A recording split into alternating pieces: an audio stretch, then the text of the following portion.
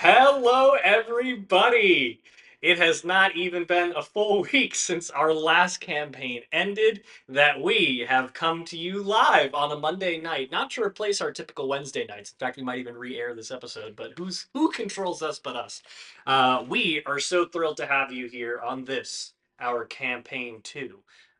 There are a few places that I would rather be on a Monday night then with all of these fine folks that you see here, character chirons omitted at the moment, as we get ready to dive into a second campaign. If you're joining us for the first time, we are Nat20Hot. We are a group of friends who like to play Dungeons and Dragons together. We've been doing this for over 2 years now, all while playing a homebrew campaign set in the universe of Yusan. We do that here again in campaign 2, where we are jumping back thousands of years into a galaxy far, far away because no one's ever done that before. And we are going to tell a story of a story before a story, a time that existed before our previous campaign, and you can go and watch all of those 100 episodes, give or take six, on youtube.com/@nat20hot. In the meantime, if you're joining us for the first time, we do like to tell you about some causes that we support. You can find some of that information in the chat, including wonderful causes such as the ACLU, which desperately need your funds to assist in some of the dark, dark things that are happening throughout the world these days. In the meantime, however, let me give you a little bit of backstory about where we find ourselves here in Campaign 2 upon the Astral Sea.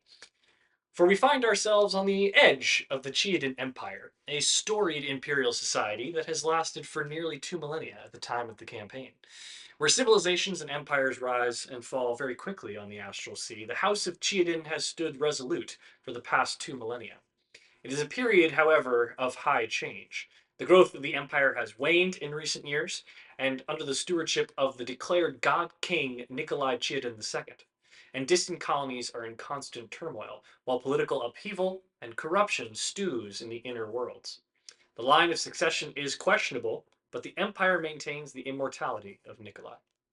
Elsewhere, the Elysian Trading Company, the economic and colonial arm of the empire, wields great power and control, and the rigid imperial elite relish in the seemingly unending wealth. However, behind closed doors, they fear their waning influence in society and the rise of a new breed of politics. A new breed of politics being reflected in the Hull Dominion, a collection of realms that have recently entered the realm space of the Xiodan Empire in an exercise that people are calling the Convergence. Nobody knows how or why they arrived. They only appeared one day 100 years prior. Their ruthless efficiency and innovative technology stand in stark contrast to the rigid traditionalism of the Xiodan Empire. Elsewhere in the ashen free cities that buffer the ageless empire and the burgeoning society, piracy and smuggling are fundamental ways of life, and many young people yearn for a life amongst the stars, but struggle in the harsh realities of realm space or in the stifling reign of the Xiodan Empire. Religion is ever present, and you may recognize some of the gods that we delve into from our previous campaign. But the volume of deities makes it difficult for anything to be codified. Many people are spiritual, many others zealots. The world that we enter today is ripe for adventure and upheaval. Our party must navigate a shifting political landscape and harsh society if they are to make the most of their lives. In this case, the Xiodan Empire Expeditionary Force and the Elysian Trading Company offer high risk, high reward options for work on the edge of the realm, offering the desperate and the damned a chance to make themselves something of themselves if they're willing to. And it is on this day and in this place that we descend upon two of the desperate and the damned, where we begin our day on the Rock of Bral, where the stone and the streets that you walk upon smell like sun-warmed stone, steam-cooked crab meat, and arcane battery smoke.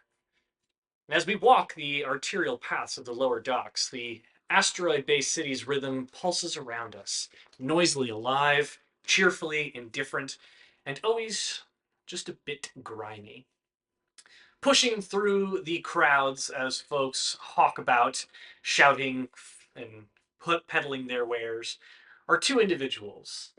A slick, if not a little bit schwarmy, cocky, leather jacket wearing individual, the 5 o'clock shadow, and an air of purpose as they push their way through the crowd, tailed close behind by an orange jacket, bomber jacket wearing, and goggle-toting Blue Aragonasi.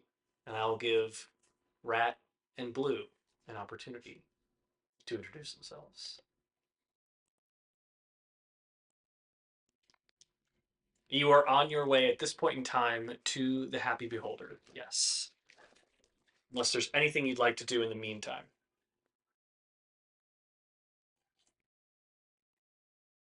All right. Oh, hold on. I'm sorry. I'm Go. w- Go ahead. okay. I'm Rat McScriff. I'm here to kind of take my Ratmobile, my big old ship, go through you know, find some guys, I don't know, go on adventures, whatever takes me, I don't give a fuck. This is Blue, she's Blue. blue. I'm blue. Calls me that because I'm blue. And I'm just his right hand little guy. I'm his little henchman.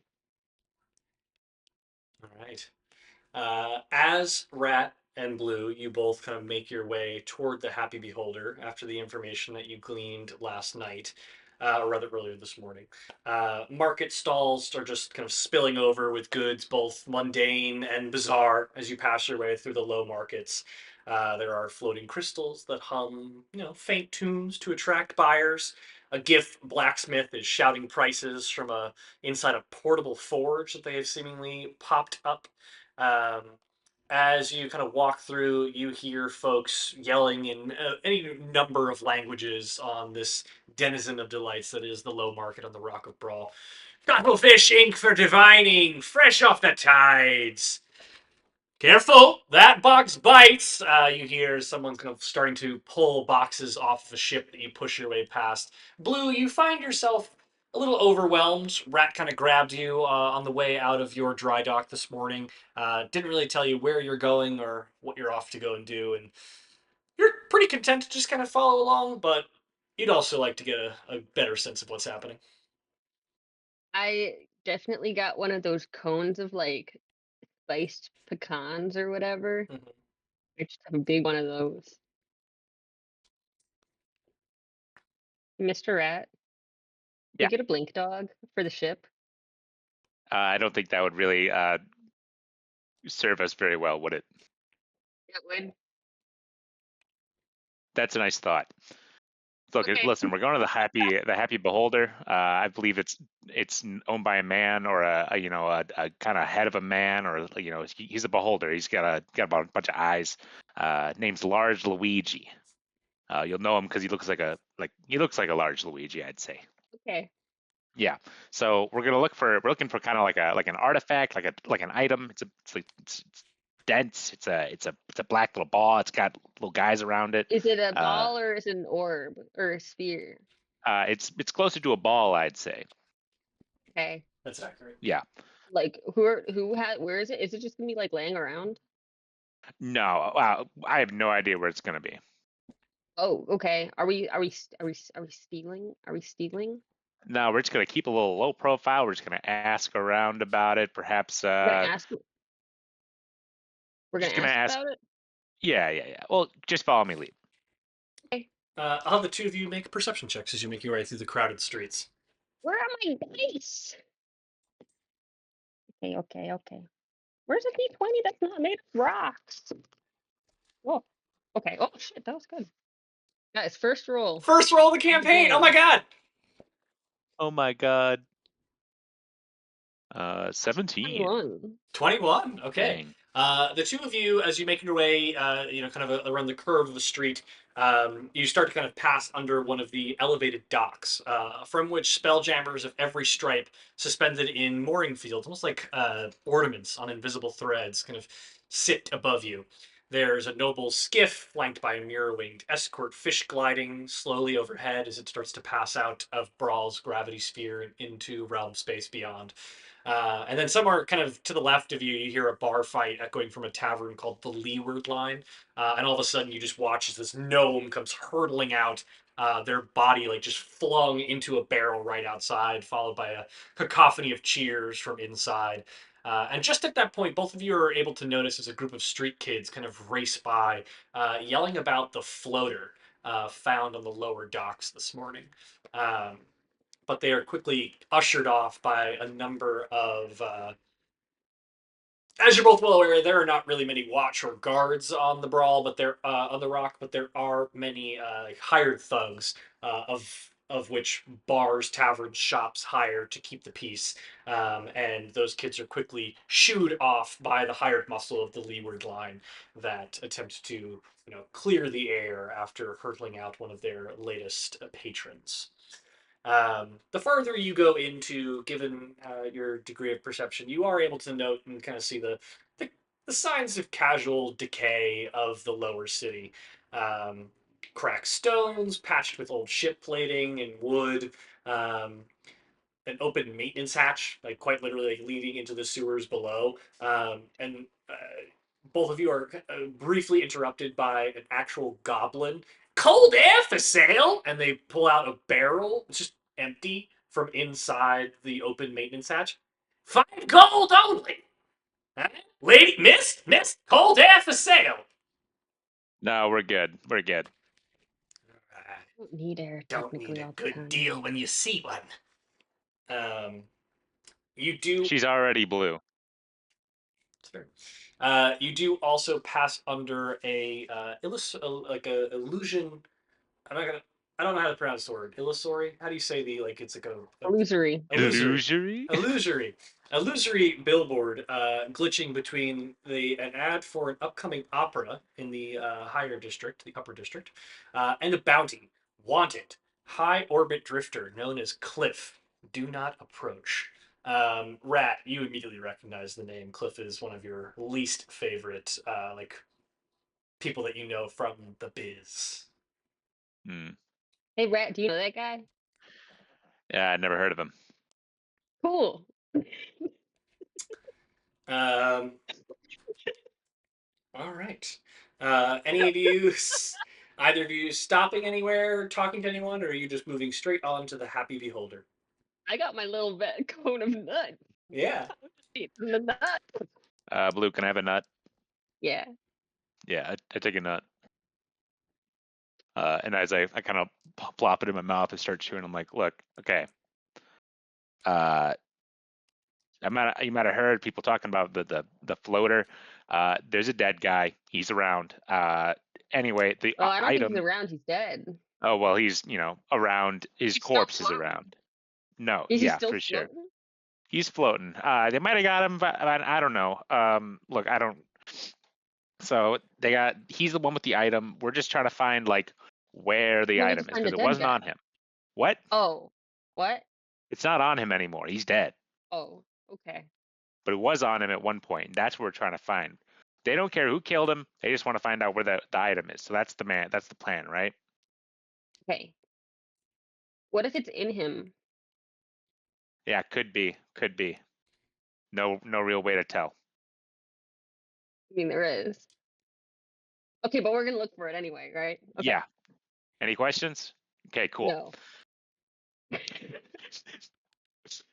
Yeah, we'll just go to the happy beholder. Okay. Uh, Perfect zooming henchman.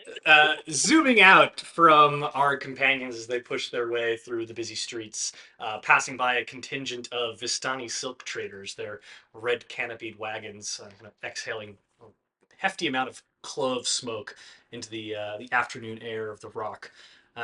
We find ourselves at the Happy Beholder, which is something of a patchwork marvel. It's part lounge, part den of misfits, part unofficial embassy for the odd and the powerful.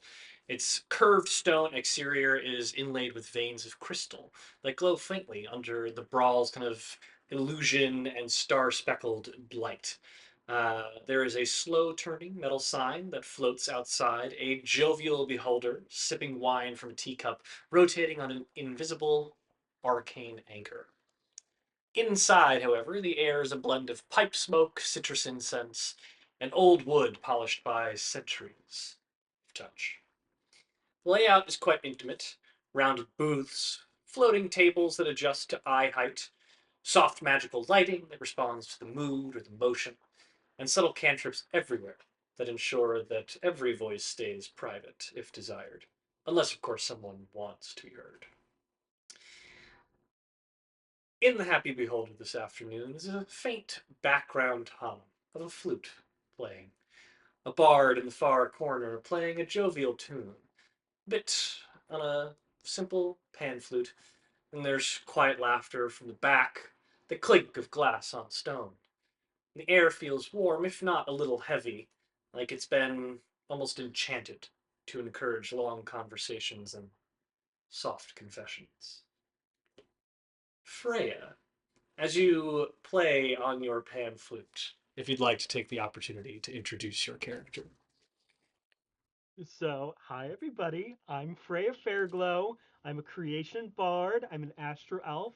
I've been the artist in residence at the Happy Beholder for like a month now, and I'm just so thrilled to be here. And I I don't look really know what like else Dua to. Lipa. And I look like Dua Lipa. I'm the prettiest girl you've ever seen. If you Ah, think Dua Lipa is the prettiest girl you've ever seen, and once if we you get don't, you're wrong. once we get everybody on, we will pause to do something for the time being. But you can continue with you for a moment, Freya. No, we're all Um, canonically hot. you are not necessarily lounging, but it is, it.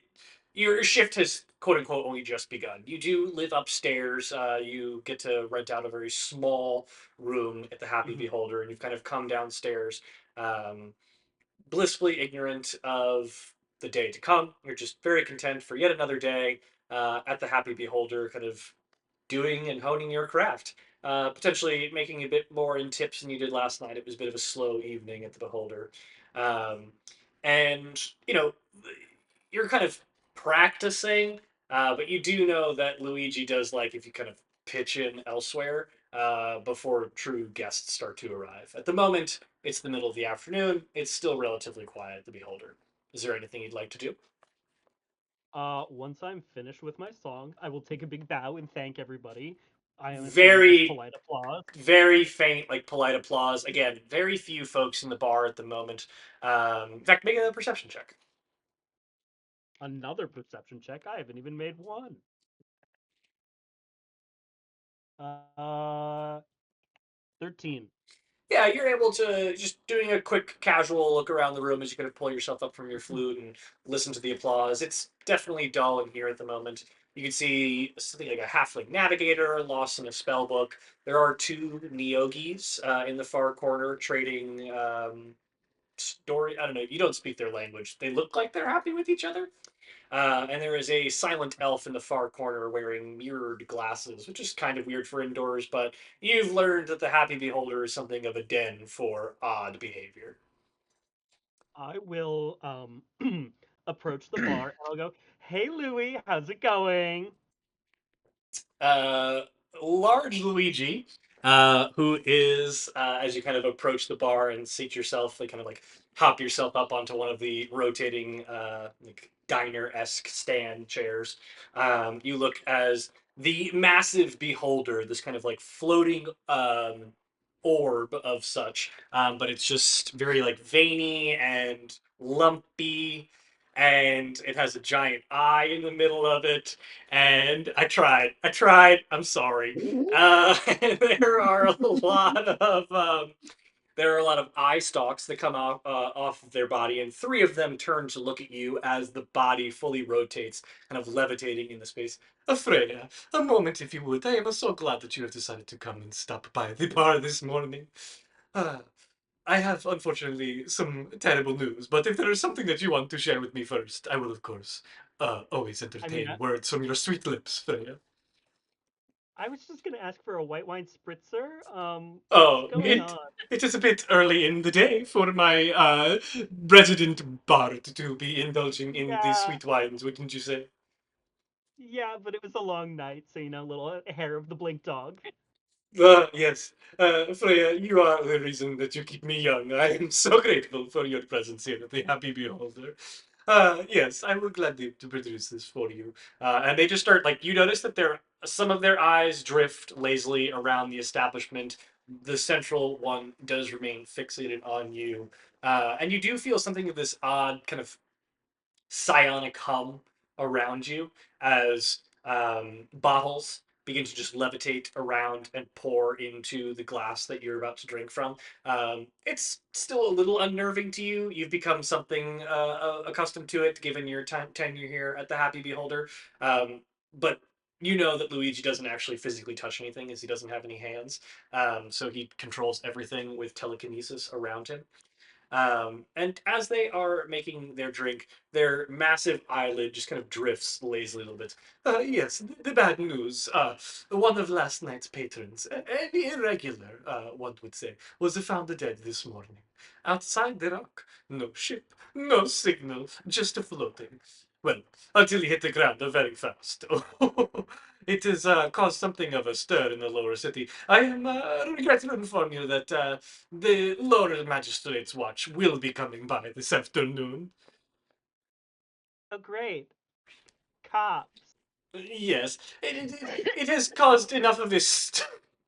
It has caused enough of a stir that they want to, watch the scenario that will happen. They will be by soon. They say it is routine, but you know what it means whenever the watch gets involved. And so I must once again ask something of my favorite bard. Anything for you, Big Louie. What's going on? Well, I would prefer if the watch would able to speak with someone capable of, how would one say, steering the conversation. Someone with your poise. I don't need you to know everything, but if there is something to be known and something to be shared, I'd rather them hear it from you than from me, Luigi. Yes, you are Luigi. Sorry, do you know anything about this patron that wound up dead? That's terrible news, by the way. So sad. Well, it is the Rock after all, so people turn up dead all the time. But apparently, this one was particularly graphic. I do not remember much. He was alone in the Beholder, as far as I know, last night. I did not serve him. Oh, with a woman that actually does make me a little sad. What was that? It was a woman that actually does make me a little sad. It was a man. Oh, never mind. Uh, yes, no use crying over dead men. He was alone last night. That is all I remember. I don't know. He sat in booth 3. Perhaps you saw him. Did I see him? Did you read the notes I sent you? I didn't know if that was what you were referencing, but yes, I did. Yes, you would be able. Insight check. You would be able to clock that the booth 3 is where you did notice that individual last night. Okay, gotcha. The only other peculiarity was that he paid in a physical scrip, not in silver, copper, or gold. He paid in an opalescent stone, the old kind of money. Very odd, but not uncommon on the rock. Sure, sure. So when the cops come by, do you want me to play it up and be like, oh, actually like crying and really sad, or Oh, should I no, no, just no, be no, like no. We serious and must always helpful, or be. like, No, Frey, we must always be respectful of the law. We want to understand that there should be a balance of the good and the evil, and if this gentleman was truly in the Beholder last night, we want to help them get to the bottom of whatever happened. But sure, but we also want to make sure that Luigi's fine establishment does not get a bad reputation. of course, yeah, that's no problem. I will get all the information and I'll be very helpful. Oh, I know you will, Freya. You are again my favorite bard. Just to try to keep them out of the patron's hair as best you can. And I Of don't course. suppose there's anything that you want to tell me instead of telling first to them. I know you have Luigi's best interests at heart. Let me see. Booth 3. Well, I remember he came in late and alone. He didn't tip me at all. I had never seen him before. Um, hmm, I remember he left these like dirty footprints. Hmm. It was very disrespectful. Um, Luigi does not and I like think he unkempt people. no, he was just grungy. Yeah, he was near the Enchanted Grotto, where people Ench- want to like be left alone near the Enchanted grotto? bathroom. This is it what you Oh, call the that's table by the bathroom? yeah, it is. You Because are so that's where clever, Freya. that's where the magic happens Ah, sometimes. that is, I believe they call that marketing. Very clever of you, Freya. Uh-huh. Yeah, so I don't know. He wasn't really talking to anybody, but somebody came and talked to him after a while, but it was real quick. It was Oh, a so weird, he like was it was not some alone? sort of well, he was alone for most of it, and then somebody came over real quick, talked to him, just like really messy makeup on the face. Um, and then said something, left, and then yeah, they left quickly after they were approached by the messy makeup guy, and then they rounded up their tab, but didn't tip me. I never forget that. And then somebody else came in, I think, a few minutes after that and just stood near the booth and then left. Well, the last detail is very peculiar. I don't suppose that the person that spoke to them was one of our regulars. I feel like I've seen him around before. I don't know. He's a Ganassi with just like clown makeup on the face. I mean, Oh, not like actually a clown, it's just not really well done. got it. We don't want to be insulting to our patrons, dear Freya. I do believe that you are Well, talking that's about. why I'm telling you, Louis, and not him. Well, that's very fair of you, Freya, but we have to work on this attitude of yours. I Well, don't. I'm not sure I remember the just fellow's name, but he is something of a regular, and we don't necessarily want to spill the beans on our regular. So I will defer to you on what you share with the watch. But again, let us protect the regulars and protect the Luigis. so what's more important, the regulars or Luigi? Just so I have it totally clear. Make an insight check. You have it out for him already. Dang. That would be a 15. He's definitely more rattled than he lets on. And you do see that, like, as you ask that question, all seven of their eyes, now drifting around the bar, point towards you. Whether this is political or magical, or we don't want the heat on the Luigi's doorstep.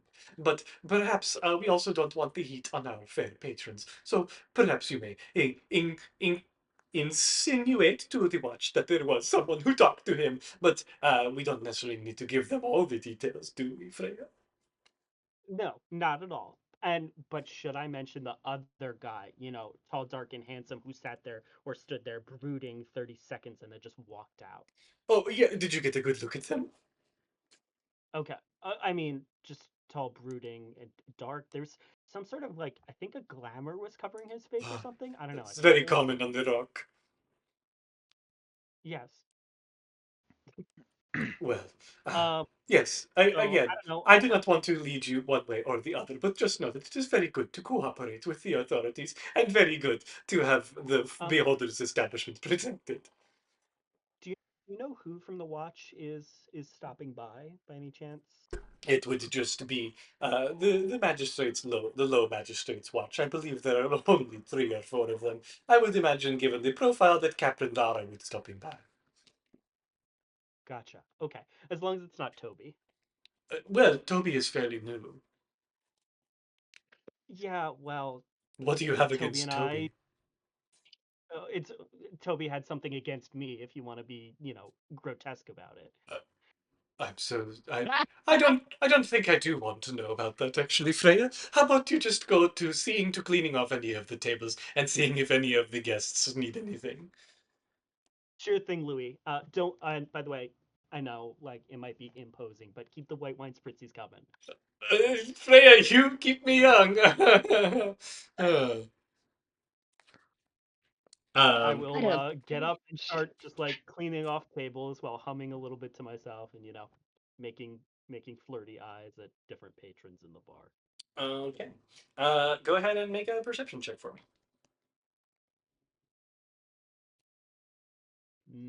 Natty 20. There, first Nat 20 of the campaign.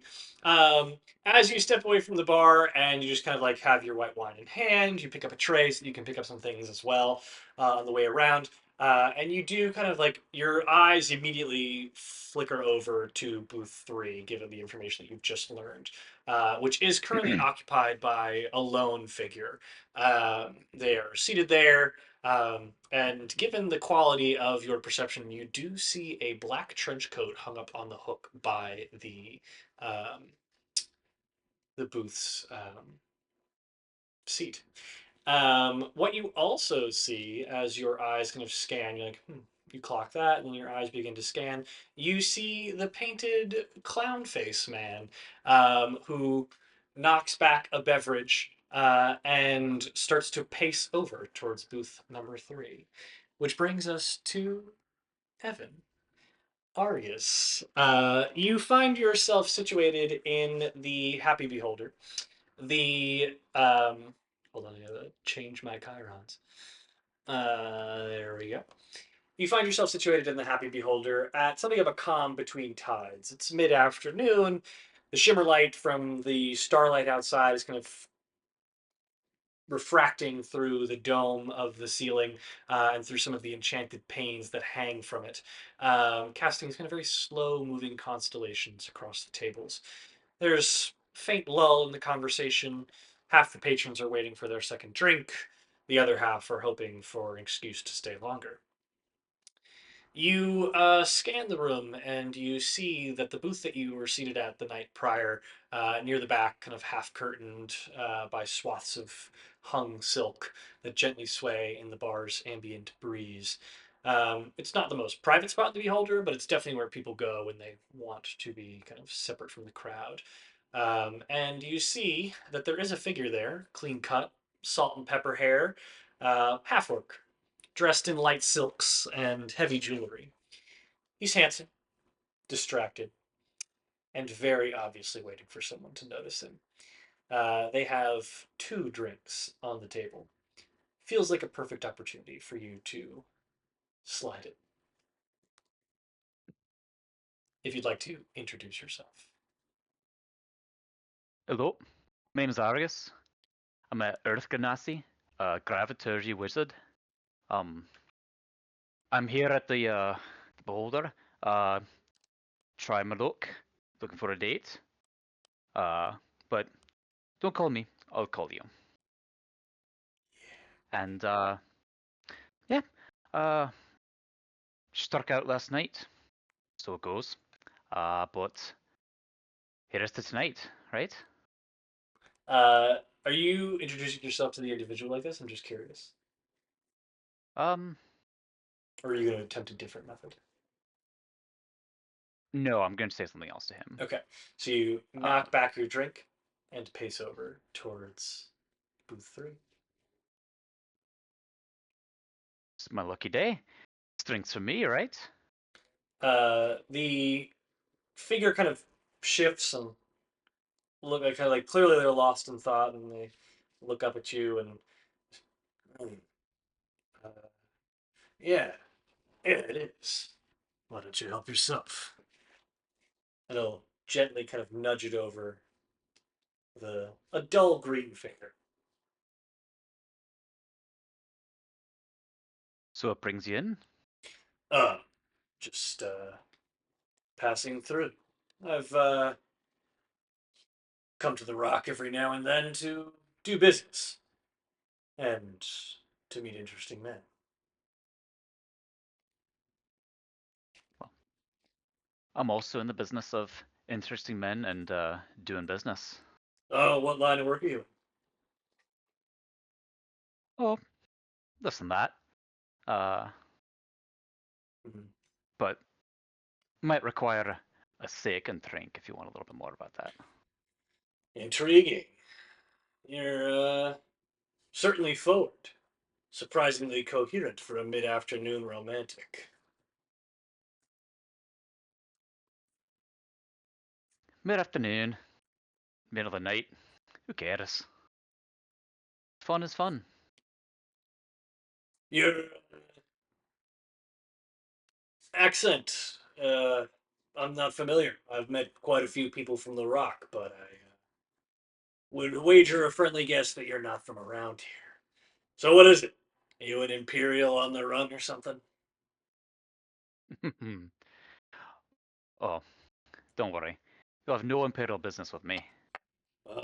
What if I wanted Imperial business? Well, for an extra 10 gold, I'll be whatever you want.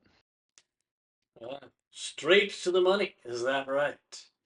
I like a man who's confident, but you are certainly on the pricier side. I guess that's why you're trolling around in a place like this and not, say, the leeward line. Eh, this for a, come here for business. That are more for, For pleasure. downtime. Aye. You hear a faint click as a small satchel of money passes the table and is pushed over to the far side. I've been in trade negotiations with individuals had better table manners, but, well, fewer compliments, if you don't mind my saying. Make an insight check.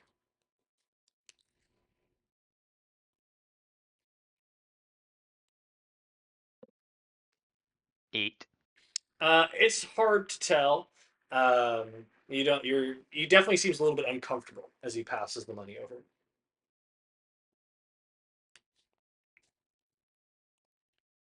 Well, for all this, round 2's on me.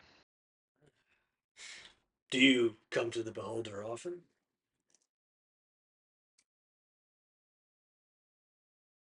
Every couple of days or so. If that's what I have to give for a second drink, what do I have to give to know more about you?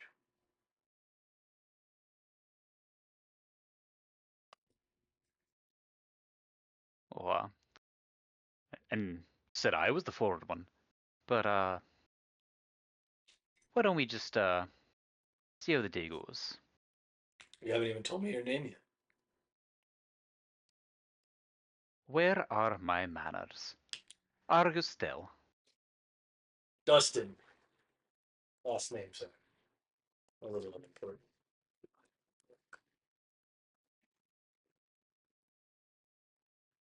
Aye, Dustin. Yeah.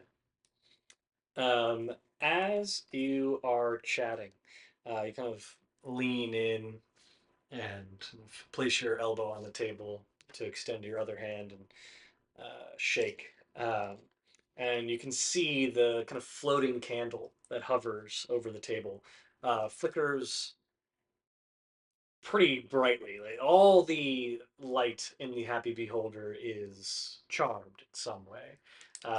It flickers a bit unexpectedly, a little too much, as if it's reacting to some kind of ambient charge. But just as you are getting situated, you unfortunately feel them before you see them. The ambient hum of the beholder dips as the door swings open. Just enough to make people glance up. Dustin kind of, their head shoots around over their shoulder. The warm enchantments of the bar brush slightly against the new arrivals like wind on stone.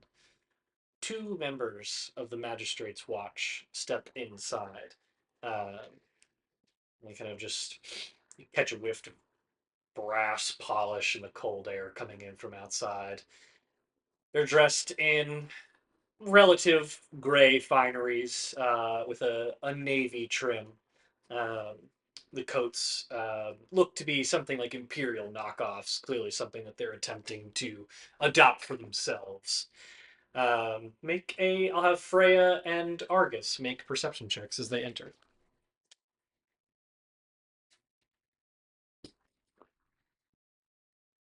4.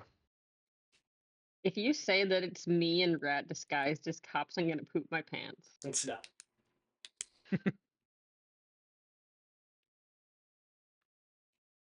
Freyja. My bad, forgot I was muted. 10. 10. Okay. Yeah, you're able to get a quick glance. Like, Argus, you're more peeved of the scenario, that, like, the vibe that you're just building up with this guy is kind of stalled. And you kind of, like, huff back, and the candle, like, glows brightly for just a moment as you huff backward. And you look at it very peculiarly. Um, Freya, you notice the individuals that enter is about the first is a woman, an elven woman. She looks to be, similar to a human in her late 50s. Her uniform is crisp but worn at the cuffs. Her jaw is kind of locked in like a permanent state of like, I'm too old for this shit. Um, the second is a younger, bored, and quite honestly, visibly hungover individual chewing some kind of herb in their mouth that doesn't quite mask the bitterness on his breath. Um, you also note that the bar kind of clams up as the two of them walk in. So like the two gnomes that you were in the process of serving kind of pause their dice game just long enough to eye the two figures that walk in, and one of the Nyogi that was chatting kind of drifts deeper into the shadow of its booth, its tail curling. Um, the lead woman, the woman, spots you pretty quickly. She doesn't ask, she just walks right on over to you. Yes, you work in? Uh, yeah, hi, how can I help you? Name's Freya. Sorry, yes, Captain Lara. I'm with the Low Magistrate's Watch. I trust that your proprietor informed you that we were coming. Yes, yes, so happy to have you here, Captain. Unfortunately, under these circumstances, Yes, any way I could be helpful, I would love to. fantastic. So you worked last night? I did. Yes, yeah, then you served him. Um, yes, a little bit. Yes, the floater. He was found just outside the gravity well this morning. No ship, no records. Branded. Branded. Oh, Yes. that's unusual, Is it? is it? Uh, it's peculiar to be sure, um, but make an insight check. Oh, I'm so insightful. Uh, 21. You could tell that Laura is definitely frustrated, but as you kind of communicate surprise, the fact of a brand, her eyebrows kind of twitch and look at you. Familiar with a fair amount of murder, then, that you would know that a brand is unusual. I mean, branding a corpse just seems weird. I mean, if you're gonna murder somebody, why would you brand them? That's like saying who did it. Unless you're trying to frame I'll somebody. say you're familiar with the brand, then, and she'll produce a small, like kind of, it's a very interesting piece. Not something that you've seen before, but it's almost like a small crystal, like a purple crystal pane of glass almost, and she like pulls out a small leather booklet that she opens it up and flips the cap and taps on the glass twice, and a faint white image of the figure that you did see at booth 3 last night appears, and you're kind of immediately a bit Mm. like pulled back as the figure shows a lifeless face, kind of from the torso up. Their ragged clothes and pulled back, clearly ripped open. You also note that they do not have any eyes. They've been gouged out of its head, and the brand kind of pressed in above its heart is something that immediately sticks out to you. And you recognize it from an unfortunate evening that you had on your previous home. Um, and she's just kind of like holding it up and watching your facial expression. You recognize him? Recognize it? Am I masking my surprise well? Make a performance check.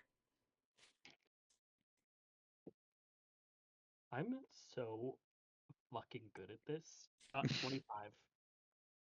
Yeah, you are doing very well. You're like clearly taken aback by the just being shown the dead body, but for the most part, you are not. You're not tipping your hand in any way.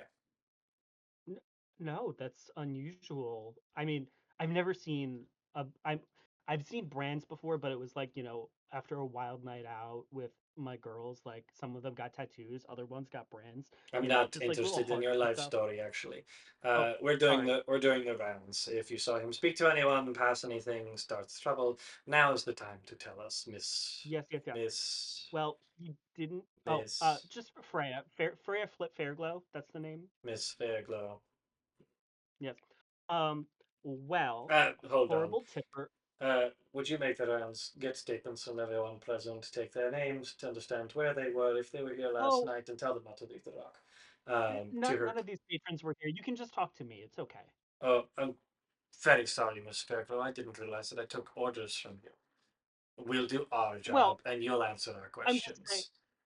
I'm trying to make your job more Bertram, efficient because none of these talk to the people were here. guests, and you can tell me what you know. Sure. We are trying to run like a respectable establishment here, so Oh, I know sure. you have to do And your I'm job, sure but that let's try to Luigi would keep like appreciate not having his establishment associate one of the grisliest crimes to occur on the rock in some time. So we'll do our yes, jobs, and you'll do yours. sure. So as I was saying, horrible tipper, but he didn't deserve this. Didn't tip at all. But he came in and looked sort of uncomfortable. He ordered a drink, I don't remember what, but then he just sort of sat there and then left very abruptly. He seemed a little bit shaken, not really sure why. And then, like 30 seconds after he left, it's so weird. This really tall guy with like a glamored face, all in shadow, couldn't see anything, just came and hovered by the booth 3 over there. But I would again ask, please don't bother the patrons if you can avoid it. They weren't here last night.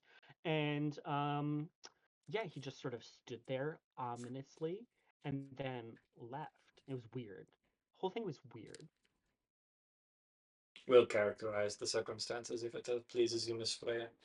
So you're telling me that nobody in the restaurant besides yourself was present last night for the man's presence, including the two individuals at the booth that you see there seated at now. Well, this isn't a restaurant, it's a tavern. We do have lodging available upstairs. But yes, nobody who is in here besides me and Louis was here last night. That is what I am telling you. Make a deception check.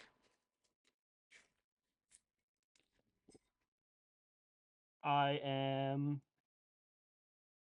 16 deceptive. Laura looks at you for a while. Oh. So he comes here alone. He drinks. You don't know what. He sits at the bar in this booth for how long?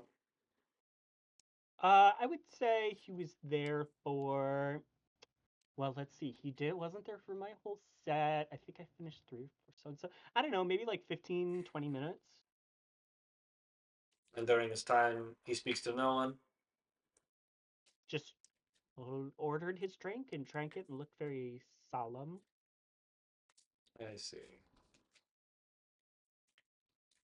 So a And man then, walks into a bar, sits at the table alone. You don't know what he drinks. You don't know for how long he was here. You don't think that he spoke to anyone during this time, or so you say.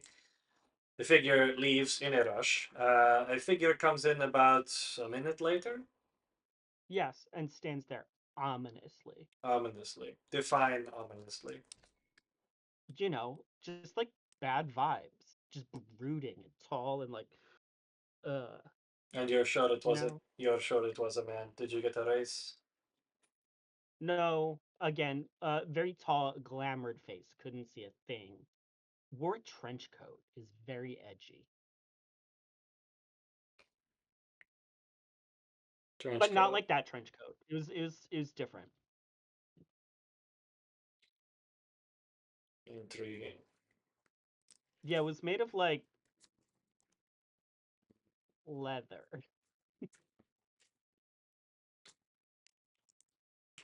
Miss Fairglow. How long Captain. have you worked here at the Happy Beholder? It's been like a month or so. And how long have you lived on the rock? Been like a month or so. So you're fairly recent to our fair city. Yes. So what I'm I understanding mean, I've blown is it out before, but never, put down roots. sure. So as I understand it, you are a recent arrival to our fair city. You work at an establishment where a most grisly crime occurred after the murder victim was seen here the previous night and saw nothing of note or intrigue. But here we are, a newfound stranger who has not been telling me the full truth. So, if perhaps you'd like to tell me everything you know, the Magistrate's watch would be most appreciative. Not telling you the full truth. I'm sorry, Captain. I have been. Do I need to like contact a lawyer or something? Miss Fairglow, I've lived on the rock for 73 years now. It shows. Sorry.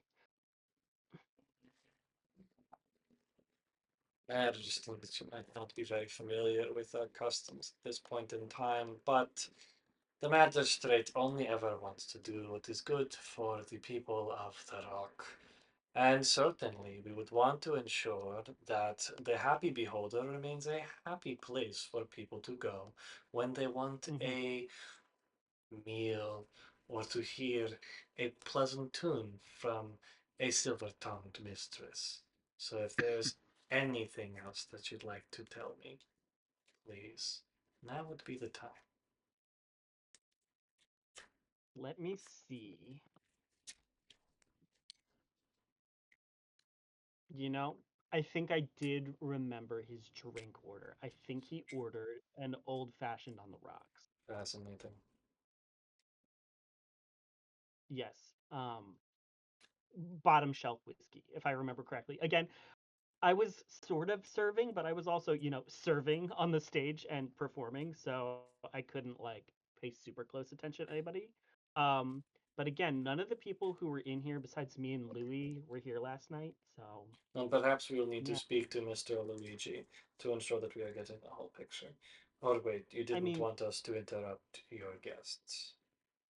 yes, Mr. Louis is very busy right now, so you can interrupt him. Of course, you're the magistrate. You can do whatever you want. I'm not the Or the magistrate, I'm magistrate's the watch. captain of the magistrate's watch. The magistrate's watch. Excuse me. I sometimes just get nervous and say things. Um, There's nothing but to be nervous about. sorry. But yeah, he's very busy, so I don't know. He asked me to sort of like try to handle things and keep it neat and Handle tidy, so like we things. don't scare off too many. Yeah, like I'm good at talking. He's not so good at talking, and he wanted me to, Could have tell you fooled me. everything, be as helpful as I could, and then, sort of help you with your investigation, but get you out of here because, you know, having the magistrate's watch around sort of might unnerve some of the guests who are just You're trying to saying that relax. Luigi would like to hinder their investigation. He does not want us to complete a full and thorough investigation?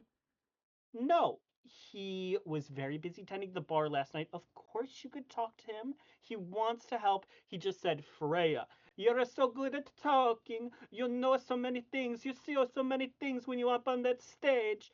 You know, you would talk to the magistrate, please. You are my favorite girl. And I said, Of course, Louis, anything for you. So here I am. And here we are. Miss Fairglow. Make a perception check. Persuasion check. Persuasion. Persuasion? Yes. I am 14 persuasive.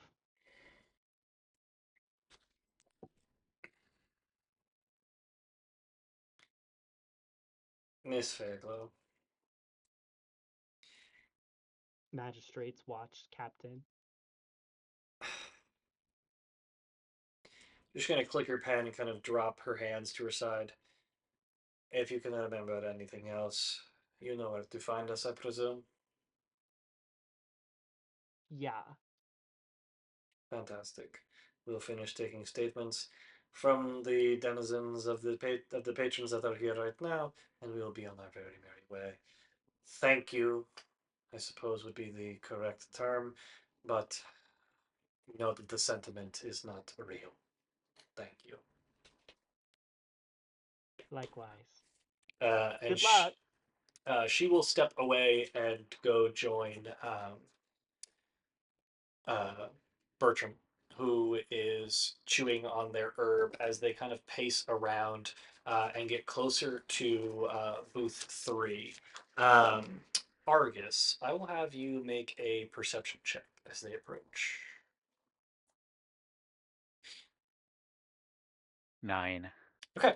It doesn't take much to see that the individual sitting across from you is kind of like getting a bit antsy. I think the watch kind of. Well, I think they killed your vibe. I think. Listen, I'm gonna head out. But are you around here pretty often? Uh, yeah, I'll be over Consider later. consider it in advance on maybe something that we could get together on later.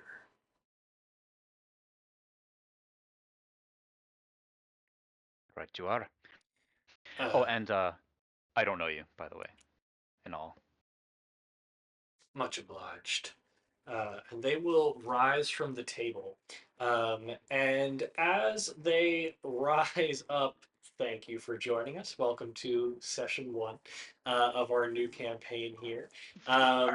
As they kind of stand up and they kind of throw their trench coat on, they will start to kind of walk past the city watch or the magistrate's watch, who stop them and start chatting with them. If you'd like to do anything. I'm sorry, can you say that one more time? So as they get up, they throw their coat on, which was hanging by the booth. They look at you and they give you like uh, it looks like an attempt at a smile, but it is not a very good one. And you can see that like as they kind of like they grin their teeth and their kind of lower tusks kind of pull up. They're missing quite a few of their lower bridge of their teeth. Um, but they nod and they turn on their heel very quickly to start walking down towards the exit. And the two magistrates watch stop them and start to kind of talk to them, but you can't quite hear the conversation.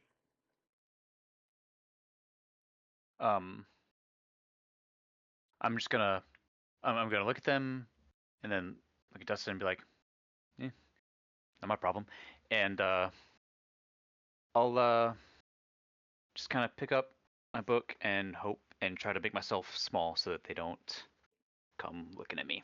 Okay. So you're going to stay at the booth? Yes. All right. As you lean back and kind of cross your legs and like pull your book up, you make an Arcana check. Oh wait, where's my thing?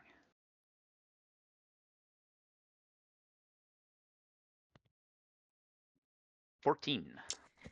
That is enough that as you kind of lean back and you again like kind of look up at the candle, which is continuing to burn bright, despite the fact that your uh, counterpart has left the booth and the like nascent energy of your conversation has faded. You sort of look up at it curiously. And you just feel this kind of faint resonance that feels a bit odd, and you linger on it. You attune to it just a little bit, and you push your head down under the table and look and see that there is a small box taped under the table. Um, I am going to grab that box. Okay. I will have so you have the box. It is just a simple wooden box. There is no lock on it that can be seen from the naked eye. It just looks like one of those like very simple little like flip things that you could like a clasp that you could like flick up and pop open.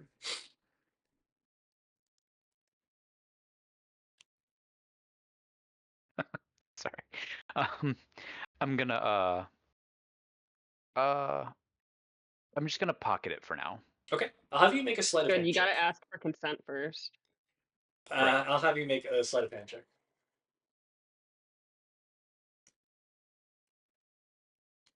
16. Okay. The box is small enough that you are able to kind of slip it into the fold, not your folds, into the pockets Rip of folds. your into the pockets of your vest that you're wearing.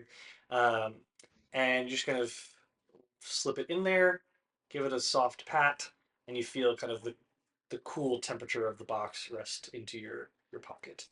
Um, and ultimately, as you watch the figure and kind of like keep eye contact over the bridge of your book, the magistrates watch just kind of shrug their shoulders, and you hear the woman kind of we the magistrate wanted to take a hard look at this place. We've gotten statements from everybody. Let's just go. And they will attempt to kind of start to make their way out. So Freya, you see as three figures, both the figure upstairs wearing a trench coat, kind of walking a few steps behind the watch, or rather ahead of the watch, and then the watch following not long after. If there's anything that you wanted to do, because I kept seeing you go like this. Oh yeah, I was just gonna approach Argus and pretend to take a drink order, but be like, by the way, you were never here last night, if anybody asks. Never been here in my life. Right. Can I get you anything to drink? You seem like you've been working on stuff. I'm gonna open up my gold pouch. No, I'm good. Okay. For now. Well, just holler if you need anything, and Luigi appreciates your patronage. And I'll just give him a little wave and walk off. Okay. Um, as you are kind of parting ways, you like basically like brush past the magistrate's watch as they walk past you and away from Argus's table while you walk toward. The glass door to the Happy Beholder slides open once again with a soft hiss, letting in a gust of Bral's mid-afternoon kind of dust and like a thread of ozone from the docks, as two figures enter the bar at the same time, one following the other. Um, as Rat, you step into the Happy Beholder first. Something kind of immediately feels a bit off. You haven't been here before. The bar's warmth kind of washes over both of you. It's not just the temperature of the bar, it seems to be something of an enchantment. It's an ambient hum in the bones, the kind of designed to like soothe patrons into lingering. And this kind of you're immediately drawn to like something of a floating chandelier that drifts through underneath a glass dome ceiling of the bar itself, and the light changes as you kind of cross over the threshold from outside into the den of the Happy Beholder, shifting from something kind of the dusty amber of the starlight glow to something cooler, more calming. Um, but you're brought immediately back down to earth or rock as two members of the magistrate's watch are walking out. One woman broad shouldered and sharp eyed, the other slack jawed and clearly regretting whatever they ate for breakfast. Um, the officer in front just shoulder checks you on the way in. You're on the way in, they're on the way out. And you just hear them go, all right. And you doesn't apologize, just kind of flicks a half curious glance over her shoulder at you walking in. Not my problem. And they Yeah, fuck you too. Wait, do they and, know each other? Do they know each other? and they disappear into the outer light. You step into the Happy Beholder, and I'll have the two of you make perception checks as you enter. Rat, rat, 11. do they know each other? I've seen her around. Oh my god! I add her to the list. Perception check. That's a 24. Wow. Okay. How are you guys rolling so well? You're level 3. I rolled a 16 and a 9. And I Okay. got +5. Before we share what you see, For Luigi. now that everyone is in the bar, I'm gonna have everyone roll a nat 20 or a d20 Oh, to what if find we out roll how hot they bad? are. Can you Do, do, lie if I roll bad? do PCs at least get like a bonus? Yes, a I'm Do we plus get gonna a bonus five, very because a I plus drew five all of genuinely by the default. hot? I already drew all of the scores. I can't undo it. A plus 5 by default. Look at these cuties in the corner. Look at them. Yeah, I We're really, I Needed that rolled plus five. again. And I Okay. got Oof. another 4. That's a dirty 20 if we're adding +5. Nice. What if I told you I was 23 hot? Yeah, I believe it. I got a Argus. 9 then. Yeah, you're just 13. like remarkably average, Rat. Like you are like I think your problem, Rat, is just that you've been beaten up one too many times. Like you've been punched in the face just 4 or 5 times too many, and the nose My is Not to nose looking be a is a little plus fucked one up. now. crooked. Yeah, but you're still a very handsome individual. But just maybe not as hot as your compatriot who currently walks in behind you. The bomber jacket kind of drifting off of her shoulder, like she doesn't have a care in the world. And you immediately kind of lock eyes with a very attractive woman on the far side of the bar. And I will have Rat make a history check at disadvantage. Disadvantage. Yeah, Yeah, fair. Can I um, also make a history check for no, Rat? you cannot. Damn. I Well done. got a 7. Yeah, you're just like, damn. As you walk in, and you immediately try to like collect yourself as you see her standing on the far side. Her posture's just like a little bit too still. Like she's kind of like lingering as she sees you walk in. She's clearly like, caught between a place she was coming from and a place that she didn't know. She doesn't know where she's going. You do also see a massive beholder, round, six tentacled, uh, stalked, eye stalked, uh, levitating behind the bar. Half of his eye stalks are kind of lowered in what passes for like something of contemplation, I suppose, and the other half slowly track towards the entryway where you have entered. They don't speak, they're just looking at you. Um, Blue, so like Rat, you can see is kind of dumbfounded in the doorway by the giant floating eyeball and the beauty across the bar. Blue, as you enter, you get a very good sense of like who's in the room. Like you immediately just clock. You've got two Neogis nestled in the corner, their mandibles kind of twitching and like looking over to the doorway now the watch have left. There's a pair of gnomes that have returned to their dice game, and laughter is kind of starting to return to their conversation. There is a drow in slate gray armor, and they're wearing mirrored glasses. And in the far corner, in kind of a privacy screened or privacy curtained booth, is a fellow Ganassi of the Earth variety with kind of red sapphire hair. Um, you catch Ruby like hair. ruby hair. Thank you. Not sad. You catch that the mood isn't like tense, but it's coiled is a word that we will use. Like clearly something has happened. The watch just left. You might have been beaten to the punch, um, and yeah, the bar is yours. All right, Blue. Hey, Rat. Yeah. Do we want to establish emergency communications? What are you talking about? You said that I could talk to you in emergencies. You can always talk to me. No, but like privately. Okay. And I just like kind of make my voice lower, like quieter. What what's Remember going that on? one time I kind of freaked you out? Oh I can shit. use it like Yeah, no, once. don't do that. Don't do that. Oh, Yeah, not unless you have to. Jesus.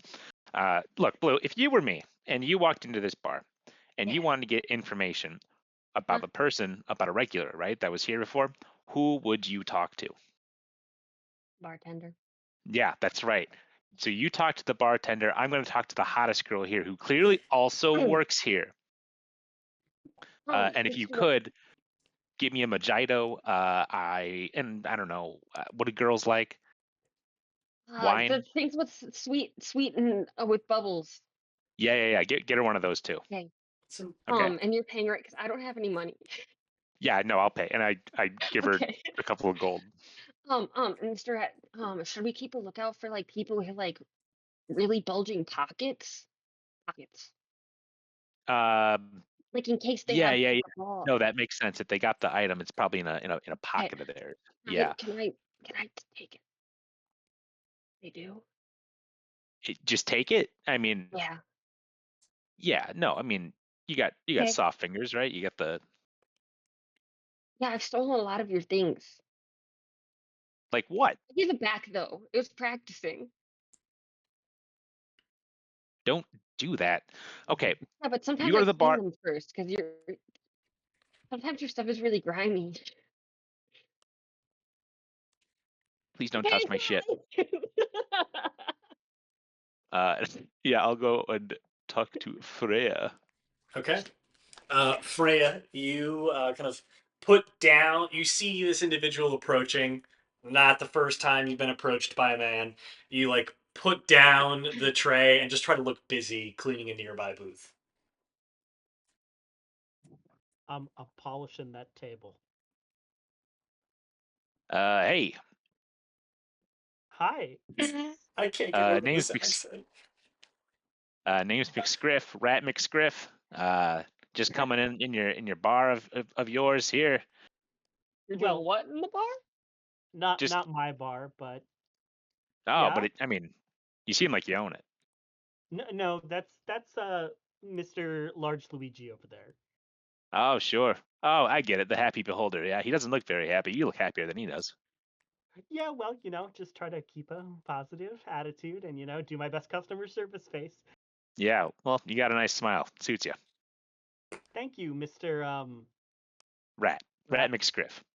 Rat, that's a very unusual name. Is it? Yes, you're named after a rodent. Well, not every rodent can be a rat. No. That's something my mom used to say. Hey, what's your name? um, Freya. Freya. Nice to meet you. Uh, what? You work here? Yes. I perform, but also help out with little tasks around the bar. Oh, you perform. What do you do? What do you sing? You singing? You playing an instrument? What? Well, I sing, and yeah, I can play all sorts of instruments, but my singing voice is my best. Oh, sure. I bet. I'd Yeah, love to hear you and sing. You singing I'm tonight? actually yeah, I'm actually going to be performing in a few minutes once I finish cleaning tables and taking some drink orders. Damn, in a few minutes? Yeah, I'll have to stick around. Sure. I got my compatriot over there, but we're not together. But she's bringing us drinks right now. Just wanted to take the initiative. Oh, well, I appreciate it. What are you bringing me? I haven't even given you an order. Something white wine, something sparkly. I don't How know. do you know? I love white wine spritzies. Just call it a hunch. Well, you, Mr. McScriff, are very perceptive, aren't Please, you? Mr. McScriff was my grandfather. Name's Rat. Oh, sorry, rat. It just seems very familiar. Mm. Mm. Have we You're met quite. before? I'm delivering the Um, drinks. Yeah, do you look Freya. familiar to me at all? Uh, you could also roll a history check with disadvantage. Um, Hi, That's a hi. nat one, so. yeah, Vajito. uh, Sparkly thing. yeah. You just see this blue Pretty. Bye. air Did you just ganassi with lavender hair show up and like very quickly like shove drinks into your hands and then just as quickly depart. did she Thank you, just Blue. say did she just say vagito? Yeah, it's a Mojito. You get some lime, a white rum, and some mint. Oh, you two are cute. It's my favorite drink. It's pronounced mojito. Maybe we're from where you're from. Yeah, well, here it's also pronounced mojito, but whatever Well, makes you happy. you know, pronounce different things in different places. Maybe it's just the accent. I don't know. I'm from all over, so some people call me the greatest adventurer who ever lived. I got a huge ship. We all sail all around. I made a bunch of money. Got a bunch of friends everywhere. I kind of know everybody everywhere. I also I was voted most humble for prom. Also was prom king. Wow. That is quite a list of accomplishments. Yeah, well, look, I noticed that the cops were just here. The fuck's that about? Oh, dead guy. Yeah, no, I know the one. Everyone's talking about it. They all know. Yeah, Well, dead guy was seen in here before, he was dead. And so the cops were just doing their little investigation, I suppose. Okay. Yeah, I gotta say I don't give a shit about. Okay, You're very so blunt.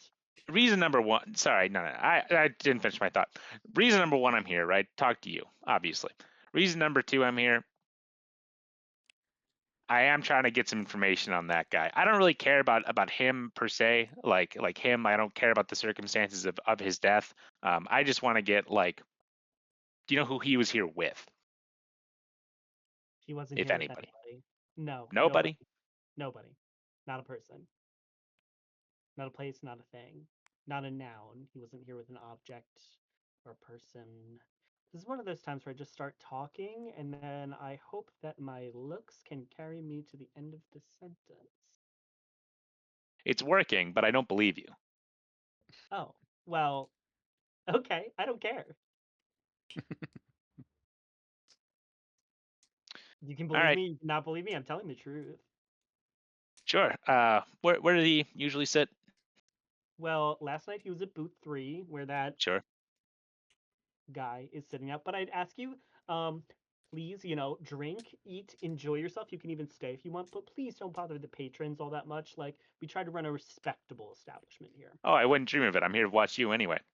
And I'll be like, hey, I'll be right back. And I walk over to Blue, and I'm gonna say, hey, can you just talk to the guys at booth number 3 for me? Okay. Yeah, just like see if he knows anything. Okay. Cool. How's it going? Thank you. Is it- So I'll Oh, say. Oh, go ahead. also, if you could just like come over like while I'm talking to Freya, or like while I'm like not around here, and just tell her how cool I am, that'd be awesome. Okay. Okay. Thanks, Blue. You're the best. And I zoom on over and just kind of like No, you're the best. and I sit down and just kind of like drink my drink and wait for her to start her set. Okay. So I'll say while you're doing that and kind of zoom back over, Blue, you depart and head over toward booth 3, I'm gonna stop at the big boss guy first. Luigi's. You note that you hear their voice in your mind. Their mouth doesn't open.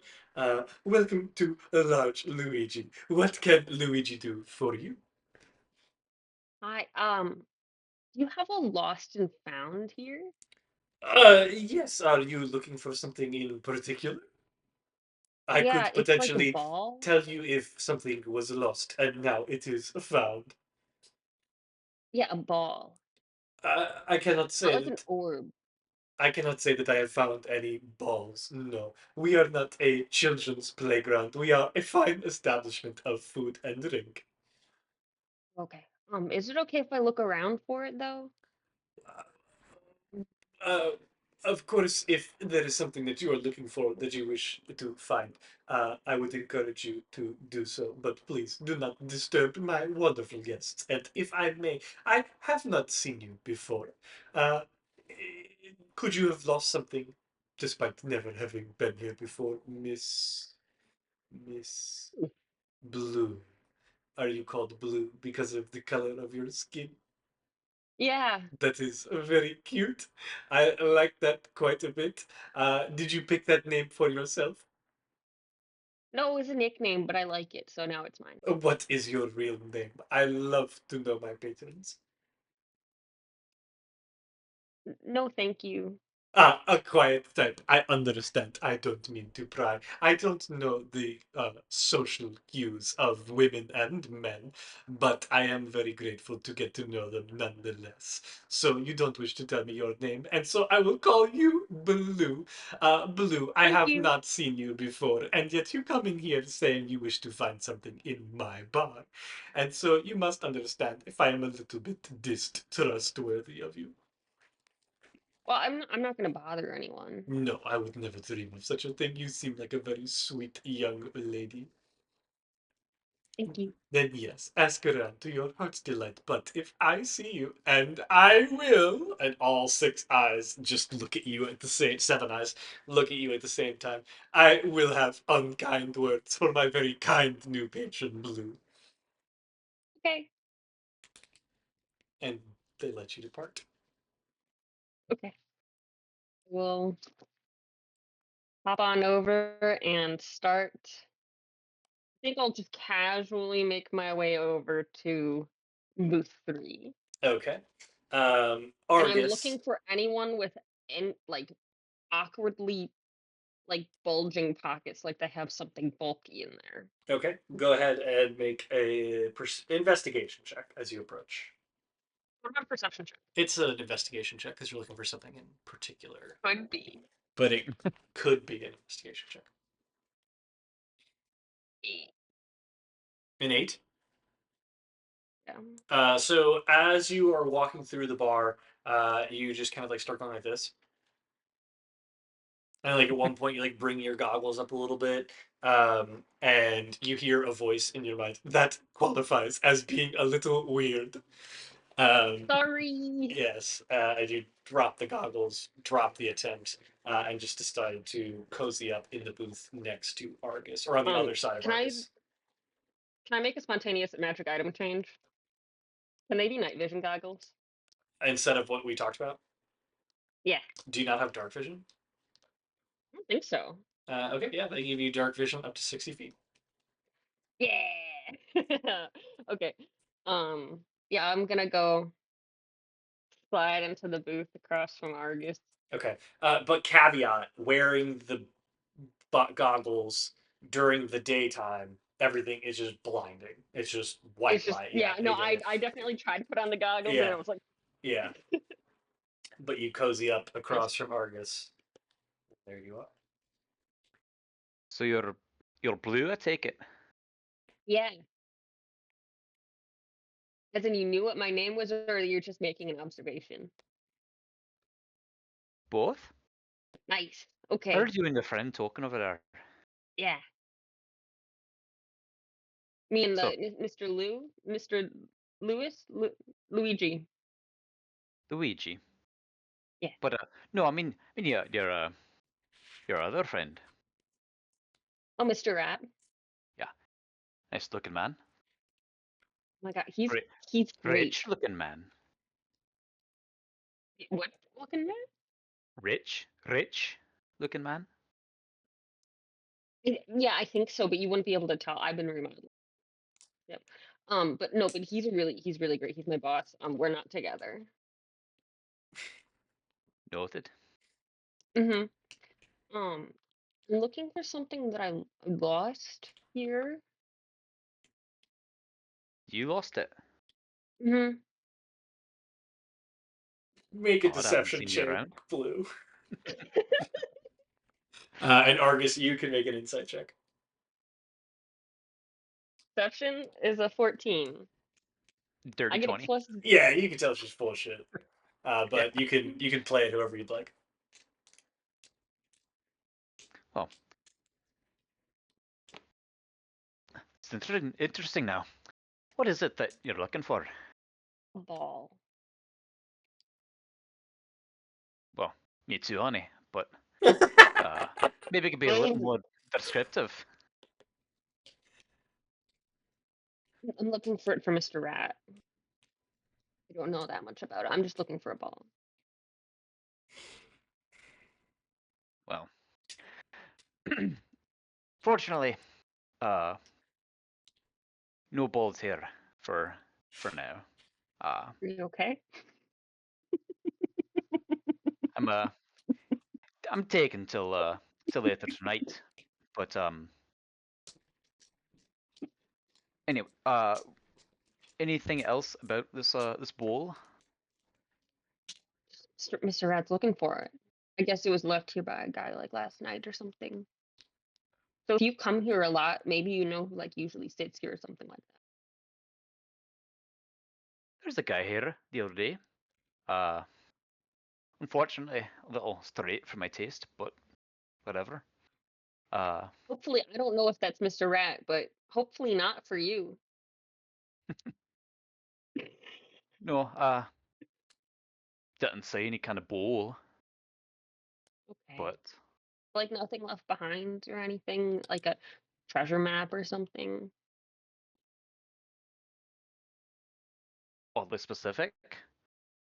Well, I don't know. It could be a treasure map. That'd be kind of fun. Would be fun. Me and Mr. Rat, we've gone on treasure hunts before. We do adventures and stuff. Oh yeah. Do you What want to talk to Mr. Rat? what kind of treasure you looking for? Any treasure? I mean, all sorts of stuff, but yeah.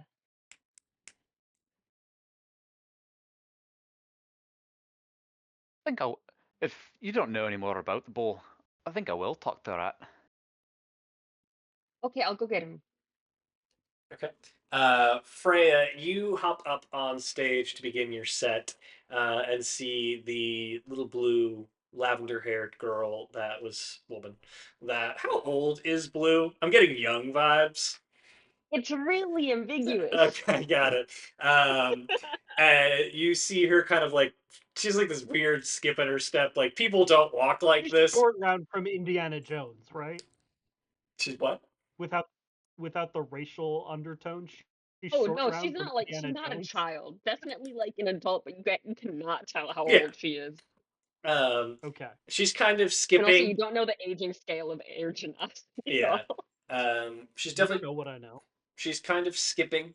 Like clearly just no cares in the world as she hops down the bar to get to Rat, who kind of saddled up at like it's the middle. It's still early evening at this point, so like the night has only just begun. People are starting to filter in. Like more folks are coming into the bar.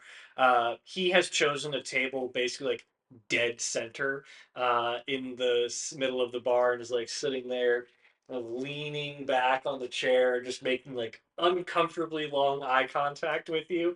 But you're kind of like you're like I appreciate this attention. Like he makes you feel comfortable. It's not weird by any stretch because He's a safe man. we don't encourage men to leer at women here. Um, and he's doing that, and you just see her kind of skip on over and start whispering in his ear, and then he'll kind of rise and start to head I over can make this towards. so much less awkward if we Um, established emergency communication protocols. is this an emergency? It could be. I'm trying to watch the woman. Yeah, and I said I'd watch your show. But the guy over there wants to talk to you.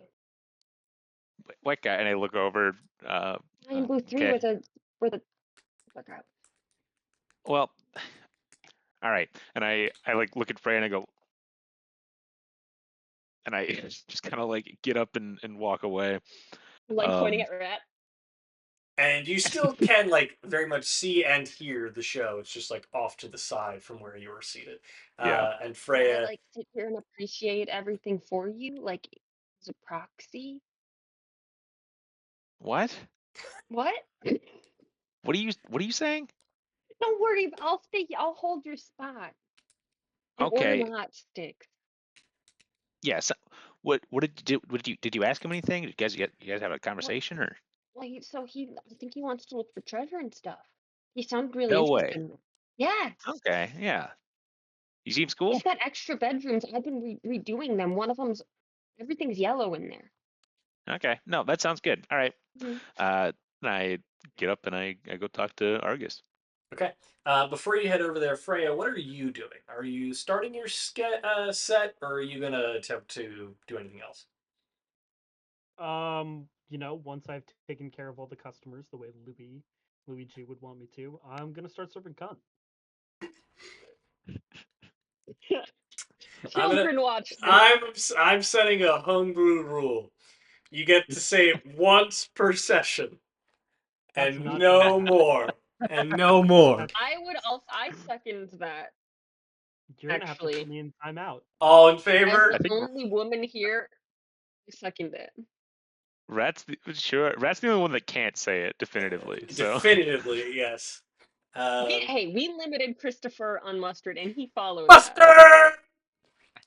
Okay, no, you get one more, and you That's get two it. per That's day. it. That's it. Okay. So Chris gets 2 mustards, but I only get 1 C word. Don't say What is it.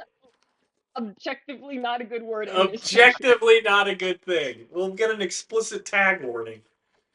Actually, potentially. Anyway, And then no one's gonna donate to the kids. let me find the plot. There it is. Whoop. Okay. What are you just gonna start? You're gonna start your set list. Okay. You're definitely a big fan of this crowd. They seem more engaged with what you're doing.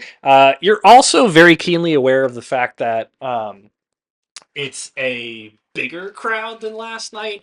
Clearly, word has gotten around that a dead guy was here the night before, Good for business. and people are quite content to enjoy the show. Um, There are many outfit reveals. oh, you have multiple outfits. Describe them. You know, sometimes you just go and you're sort of serving one look, but then in the Yeah, middle of describe the the looks. You have to describe. good, and they We'll would work on it, be, folks. We'll work on it. if they were to serve something, you would say it would be the C word, but I'm not allowed to say that more than once per session. You know, just look up your favorite RuPaul's Drag Race Okay. queen and look up some of her outfits, and that's probably what Frey is serving. I'm gonna veto that, actually. I don't think that's what Frey is serving at all. She's serving good looks. There's reveals. We'll talk about it They're later. not your character. Okay. They are, however, Yeah. no one's I'm not character. gonna sit here and Yeah. tell you how to be blue. So I'll have you, Freya, make a perception check as you scan the bar while piping away on your pan flute. Is it a flute or a Am I pan getting? flute? Huh? Is it like a flute or a flute? Oh, I just sing most of the time, but I do Oh, have a flute and also a lute. okay, got it. Flute and lute. I also Ends have with a boot. ute because I'm a woman. You have what? A ute, like a uterus. You gonna start calling that? Yep.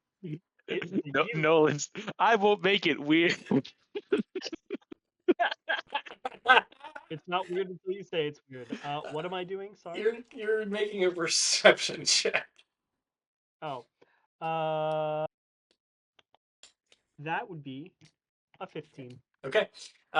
You do see something of a hooded figure near the back alley entrance of the Happy Beholder.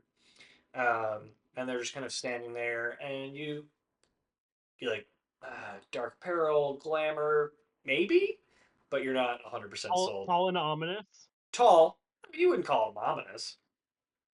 Um, Okay. So that's it for you.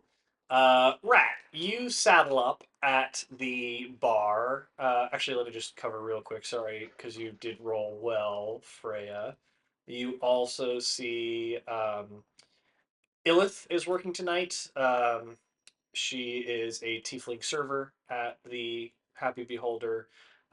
Your least favorite patron, Ashai, is here. They are an astral elf, also a bard, and they give you frequent tips after your show. But they're like the senior year theater kid who talks down to the freshmen, like, "Oh no, you'll get there someday" type person. Even though they're doing really well.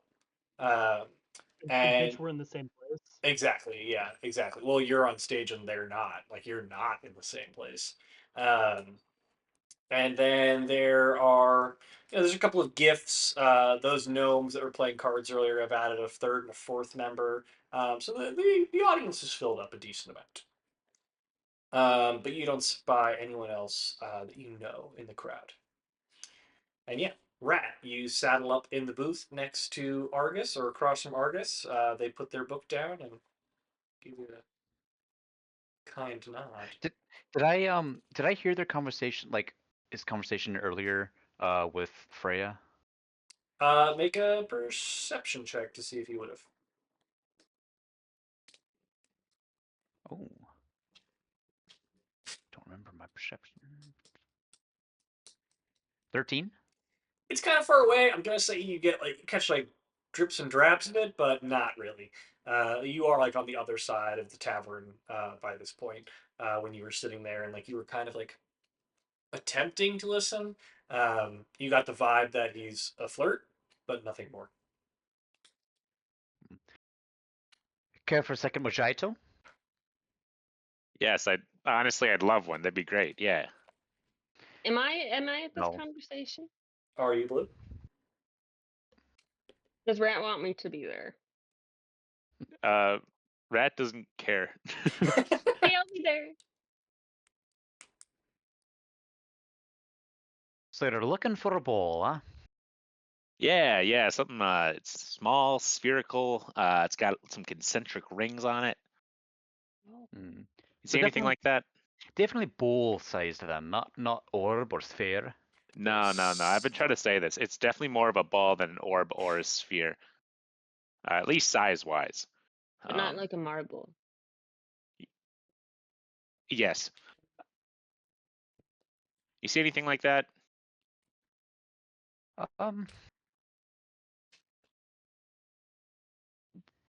If I had, why would you be looking for it? That's a well, it's kind of just business, you know. Business. It's a funny thing. I can make it well worth your while. He's very professional. Ah, professional. Now we're talking. I'm sorry, I did not ask you your name. Sorry, I'm Rat McScriff. Argus. Pleased to meet Pleasure. you. The pleasure is all yours. So, Sorry, go ahead. so you're making eyes up at Freyja. Oh yeah, I mean she's, you know, extremely attractive. Sure. I mean, her shoes are, okay, but yeah. I'll be honest, the last thing I look at a woman is her shoes. Well, I figured as much. Obviously, a little disappointed. I'm like looking at my shoes right now. What shoes are Blue wearing? Is Blue wearing? It's like military surplus style boots. Mm-hmm. He's wearing my crime scene boots Okay, from my old job. gotcha. Those boots are so comfy though. God, I miss them. Say, So, you you weren't here last night, were you? depends. You're not with those other those fuckers that were here right before you walked in, huh? No, we are not friends. I very much dislike the police state. Well, Sick. based on how they treated you, I'm inclined to believe. Yeah, I'm not like, you know, the most uh they don't call me do good rat, let's say that. Very well. I was there last night, and there was a feller seated at this booth. Didn't want too much to do with me, but I did see something of a round nature in his pocket, or that he put in his pocket. Yeah? Is this can you describe him for me? Can I describe? It was the guy, right? Yeah. The I guy. don't have a whole lot of a description here, but yeah, it was the guy. The guy who's dead? Yes. Yeah. That's and did he have it the whole time? Like when did you see this? Did he meet with anybody? He put it in his pocket. You don't think that maybe he could have like passed it off to somebody or Once he decided he wasn't too much interested in me, I lost interest in him. that's fair. You don't think and I kind of like look under the table And I look back and I go, "Hey, you could have like left it here." Or... Make an investigation check, Rat. Can I be insight checking Mr. Argus? We'll hold on that for a second.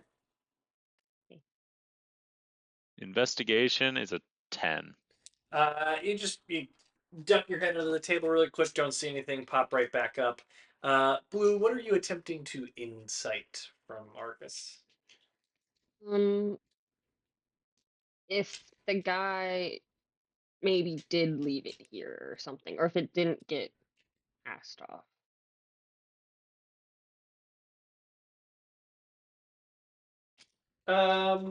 And if there's, I'm looking for any reason to believe that maybe it's still here. You can roll an insight check. I won't have Argus. You won't do anything. I'll decide if she's able to glean anything, and then I'll have you roll. So go ahead, Blue. It's a natural 20 with a total of 23. Okay. I love how much better Blue is at my job than I am. Argus, I will have you roll deception or persuasion. You don't have to tell me which, but you just have to tell me the number. So what exactly is are you trying to get again? Ultimately, with a nat 20, she's going to be able to tell that you're not telling them everything you know. Okay. So honestly, that's what you glean. You don't even have to. He's not telling you everything. Does Rat know thieves can't? I do. Can I don't know if it'd be like a code, like a Morse codey kind of thing or something. Thieves But can't I just want to give him is like a written language, right? Is it a spoken? I don't know. I'll say for the purposes of this, it is like they're like you just spew out a couple of code words, and Argus, you're like, what the fuck? Well, because like Blue just like spatters out gibberish. Or can there be like, you know how there's like condensation on the table? If there's just like a symbol for like liar, I'm just like tracing that in the condensation on the table. It's honestly pretty good. I'll let that happen. Yeah, that's gnarly as hell. Yeah, you take the glass that you're drinking from, you just rub it around your table a few times, and you push it away. The condensation from the glass is like transferred to the wood of the table, and you just start marking it. And Rat, you can see this. I look back up at him and I just go, it's in your best interest to be 100% honest with us right now. And why is that? Well, I can either make your life really good, or I can,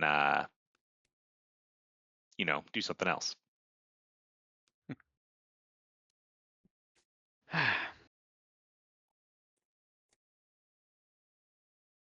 Are you able to procure things? That's maybe a little under the table? That's mostly what I do. I look under the table. What an idiot.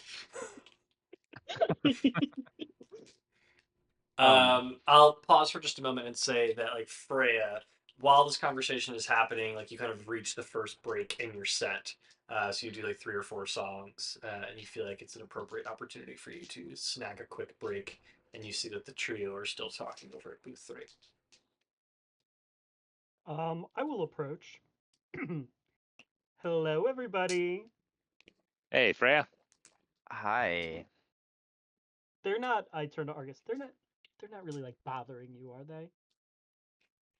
Bothering? Not at all. All right. Just wanted to check in, make sure Louis likes to keep the regulars happy. If you'd get us another round of mojitos, though, that'd be lovely. That would be so nice. Freyja's face kind of like her smile cracks a little bit, and she's like, 3 mojitos coming right up. Need one. I'll take some sticks. Mozzarella sticks. Mm-hmm. I don't know if we serve those. This is more of like I already had some. establishment. You sell them for sure. Is she just lying to me? I'll just look at her and I'll say, "I'm sorry, I usually don't order off the kids menu." Oh, I do all the time. It's cheaper and honestly sometimes better. Oh, Freya, before you go, get yourself a drink too. On me. Will do. And I look between just Blue and Rat for a second, and I'm like, you can see on my face, I'm trying to figure out how the fuck these two wound up together. And I go, I'll be right back. And I will go up to the bar, put in an order for some mojitos and another white wine spritzy, a very large one, and mozzarella sticks. Okay.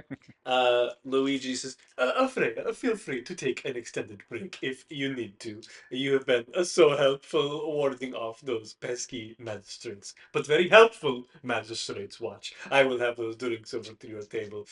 Lickety split. Faster than a soccer star boy, am I right? Oh, Louie, you're so funny. Yes. Also, it seems like this whole like murder thing was good for business. So like, There are so many people here at Luigi's Happy Beholder, and I could not be happier. that must make Luigi a very happy beholder. I am the happiest beholder tonight. Do keep an I'll eye just on that funny little blue girl. She said she was looking for something, and she has never been here before. you got it. And I will walk back and just sit down next to Rat. I'll sort of scoot everybody aside, and I'll go. Everything will be right out. So, Sorry, Blue, I heard you. canonically, real quick, because of how you've seated yourself at the booth, Argus is alone at one side. Blue is Or is it a crammed. corner booth? It's not a corner booth. Blue is crammed against the wall. She's totally fine with it. And then it's Rat I'm and Freya. absolutely just gonna like melt under the booth and then come up on the other side next to Argus. This is fun. Blue, I heard you're like looking for something. Yeah, lost and found. I don't think they had it though. It's fine. We have one. It's usually just like jackets and things like that. Not what you're looking for. Nope. What are No, you looking for? it's like a black, like a little like spherical, but more of like a ball, like a black ball. Have you seen any of those around here? Black ball. Yeah, like a No. toy because I'm ordering off the kids menu. Right. No, that doesn't sound familiar. I'm sorry. And I will just like turn all of my attention to Rat and I'll go, why are you looking for this? It's a job. A job? What do you do for work? People tell me to do things, I do them. Obedient. Wow. Pays well. I'm sure you're clearly very well off. How did you two come to be entangled or whatever you call this? Entangled's not the word. This is Yeah, we're entirely not platonic. together. Yeah. Well, two people can be, entangled and not together. I found her on some ship. I don't know. She's just hanging out with me now. For, to be honest, a lot longer than I thought. I'm really good at my job though. And what's your job? Whatever he needs me to do. Wow. It just goes all the way down, huh? You're obedient, she's obedient. You You're just do making what that sound like a bad thing, you and just do what people tell you to. It's just interesting. People She's here are really good usually at it. so set in their ways and very strong-headed, so it's just a little bit Let me odd be to hear about people so compliant. let me be clear, Freya. I don't do things because people tell me to do them. I do them because I decide to do what people tell me. Okay, wow. Yeah, no, Looks I like get you it. work here. You're also an obedient person, I assume. Well, I help out, but really I'm self-employed artist in residence kind of thing. I get by Oh, mostly okay. off sales. I Sure, just sure. So thank you you for you bringing also these depend on So mozzarella how others does for sticks. your mozzarella money. sticks come in? Yeah. I They think have not they'll be arrived here yet. shortly. What the hell? Where did you come from? Turn off! She's being mean.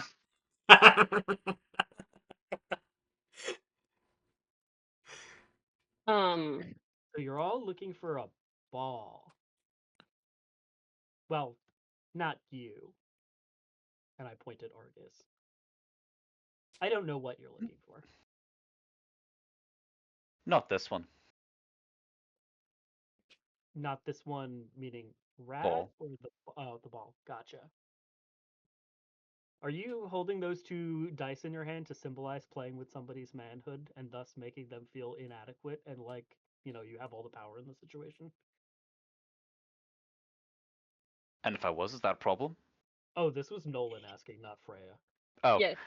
oh Ray would no, ask I too. just had them and they're fun to play with. Classic And Jack Steph made them, so they're great. technique. Steph made them so they're great. So Okay, we've got 3 mojitos as Illith, the tiefling servant server approaches. She has very rich purple skin, pulled back ebony hair, and her horns are very like vibrant white, but she's painted yellow rings around the tips. Um, and she's wearing kind of similar attire to another individual, a man on the far side. Clearly, there's something of a uniform here. It's just a very simple black dress with a light blue apron that she's folded over, so she doesn't have it like all the way up. Um, and she said, "Okay, 3 mojitos. Freya, I know you've got the spritzer."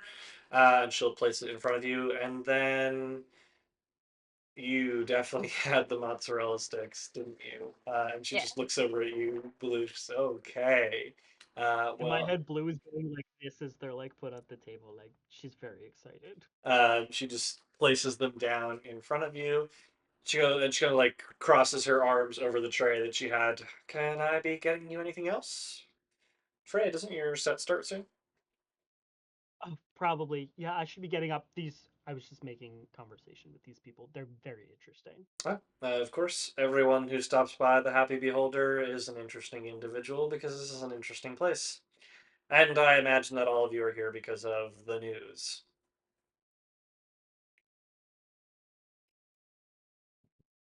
We You- all just stare at him. Yeah, we don't say anything. Okay, I'm sorry. Please don't tell Luigi that I said that, I guess. And she's gonna look nervously over at Freya, and then kind of look back. If you need anything else, don't hesitate to reach out. Have a good rest of your shift, Illy. I'll talk to you in a little bit. Oh, don't call me that. Okay. And she will walk away. Uh, I need to get back to the stage, but make sure you tip her well, please. Yeah, I always do. Hey, good luck up there. Your first part of the set was very good. You're a wonderful singer. I'll give him a wink and say, luck has nothing to do with it, and go back up. Part where you Yeah. change outfits like 3 times. I didn't really get why, but they were all nice outfits. Thank you. I'll just give her sort of a long appraising look, and then I'll go back to the stage. I make unblinking eye contact. You notice, Freya, as Blue makes unblinking eye contact with you, that not only does she have gorgeous eyes, unlike other creatures that have ordinary pupils, hers are quite literally like little stars that seem to, like, one of them is like a little diamond, and there's like tiny little beads around it that seem to twinkle. She quite literally has a twinkle in her eye. Wow, Oh, that's cute. like a Just a Rick and little Morty bastard. character. Shut up. That's a lot less cute. I was about to go into a Morty impression, and I'm really glad I didn't. I'm also Thank really you. glad you Yeah, didn't. I'm glad I On didn't. behalf of everyone here, thank Yeah, you. yeah. I To be would have clear, liked to have I don't heard a watch. Morty I've impression. never watched the show. I only have heard clips, and I feel like I can only do it just like the. Also, we're gonna talk about the fact that none of you replied to my Miss Cobell impression later. Um, but that's a different Word. It was in the conversation. lab, dude. Should have done it when you got home. I don't make the rules. Uh, I also Oh, was can't it use. a Snapchat? it was. I'm very behind on Snapchat. Well, whatever. I'm sorry. Well, So there's still a chance. So I recorded spoilers. like 4 and then I didn't send one. sad. I was embarrassed. I can't believe you. You shouldn't be embarrassed around your friends. Yeah, Uh, fair. That's fair. yeah. So Freya gets up, heads towards the stage. and leaves the rest of you at the booth. And I Blue's am just performing I'm Every Woman by Chaka Khan. okay. Sick. I don't know that. I know that song.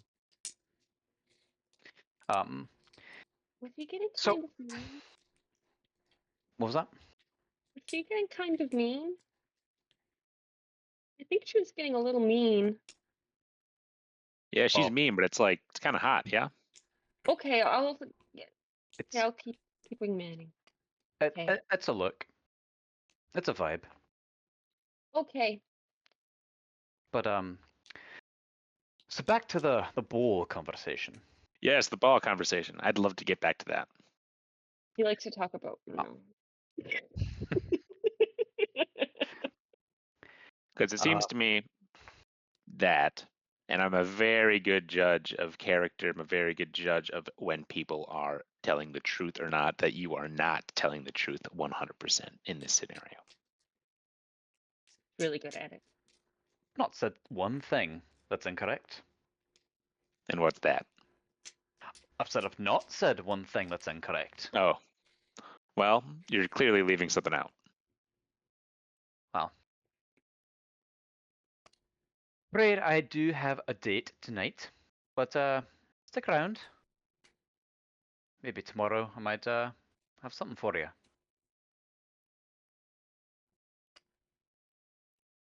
As in, you are going to be receiving the ball from someone tonight? Yes. Canonically, Rat doesn't Follows understand according that to joke. plan. Blue does. Yeah. And she thinks it's funny. Can I tell if there's anything in Argus's pockets because I'm sitting right next to him? You can make an investigation check, and you're attempting to scan with your eyes. More like I'm Yeah. like like Oh, you're gonna attempt taking to like off my coat. pat around. Okay.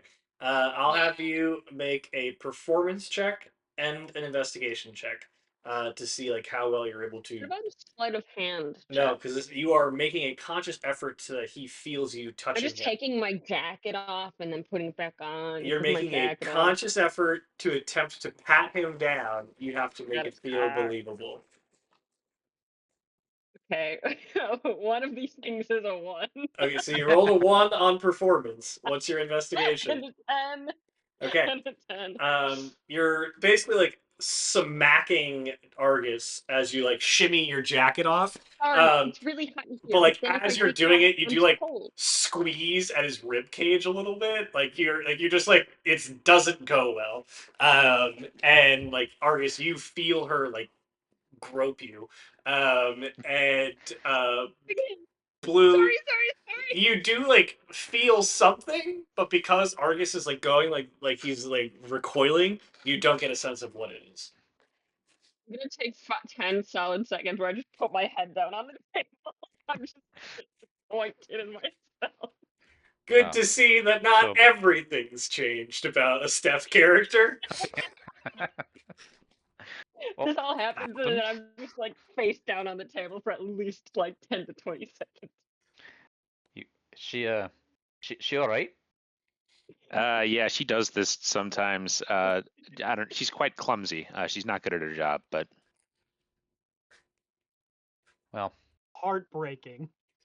and I take one of her mozzarella sticks and start eating it.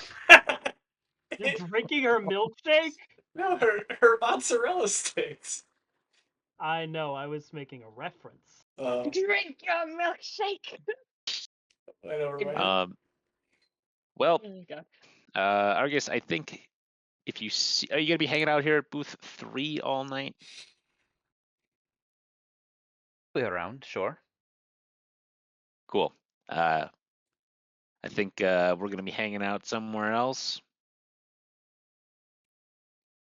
Let me know how it goes tonight, I suppose. I'll see you tomorrow I'll with find the ball you. in hand. I'll make it find worth you. your while. Appreciate it. And I get up and I go, Blue, come on, grab your mozzarella sticks. I, instead of making Argus get up, Hop up on the other side and take my mom. Are you Alex Mack? You can temporarily turn into a puddle and just slurp places and then I come was back. lower under the table.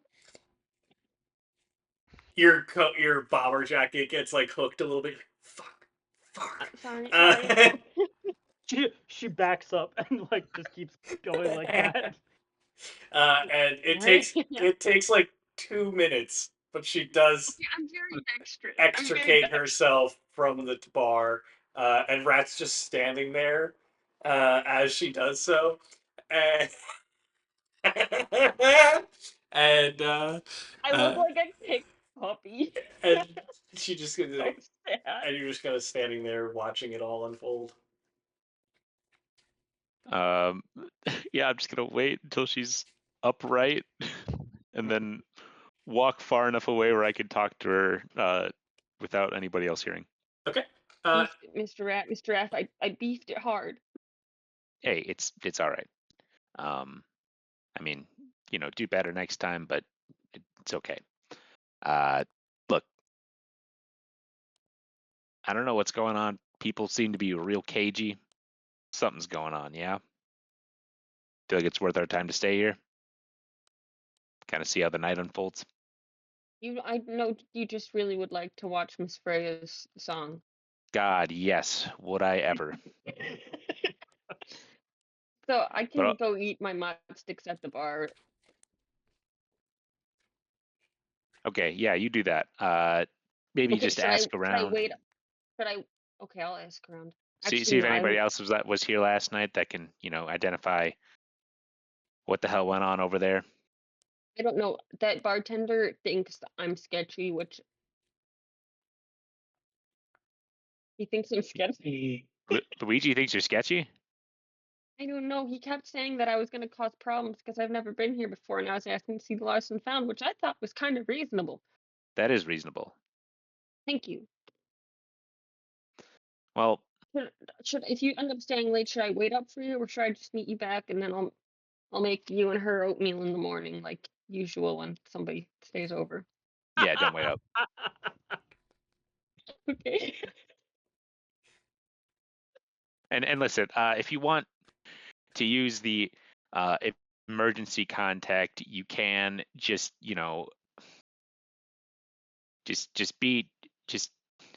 just be selective about it. All right. Yeah, it's not. It probably won't last all night. What? I don't know. Sometimes it only lasts for like an hour. Okay, I don't understand how you work.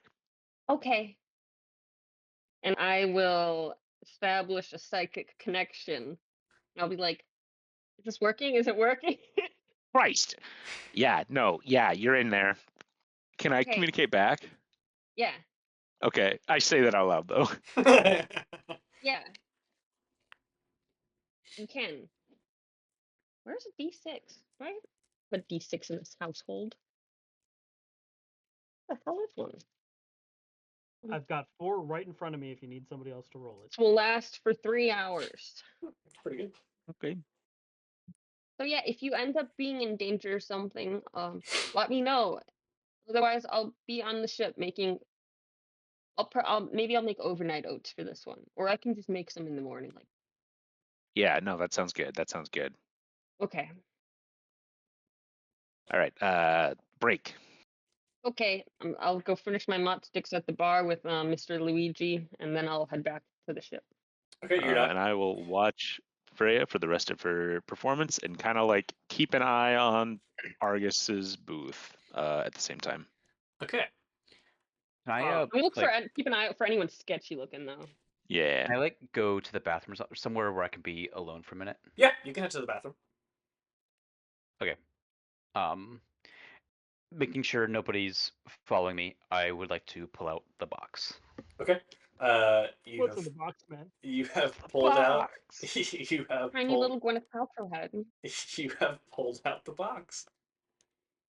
I'm going to open it. Okay. Opening the box, there is the little handle just kind of flicks right up, no issues.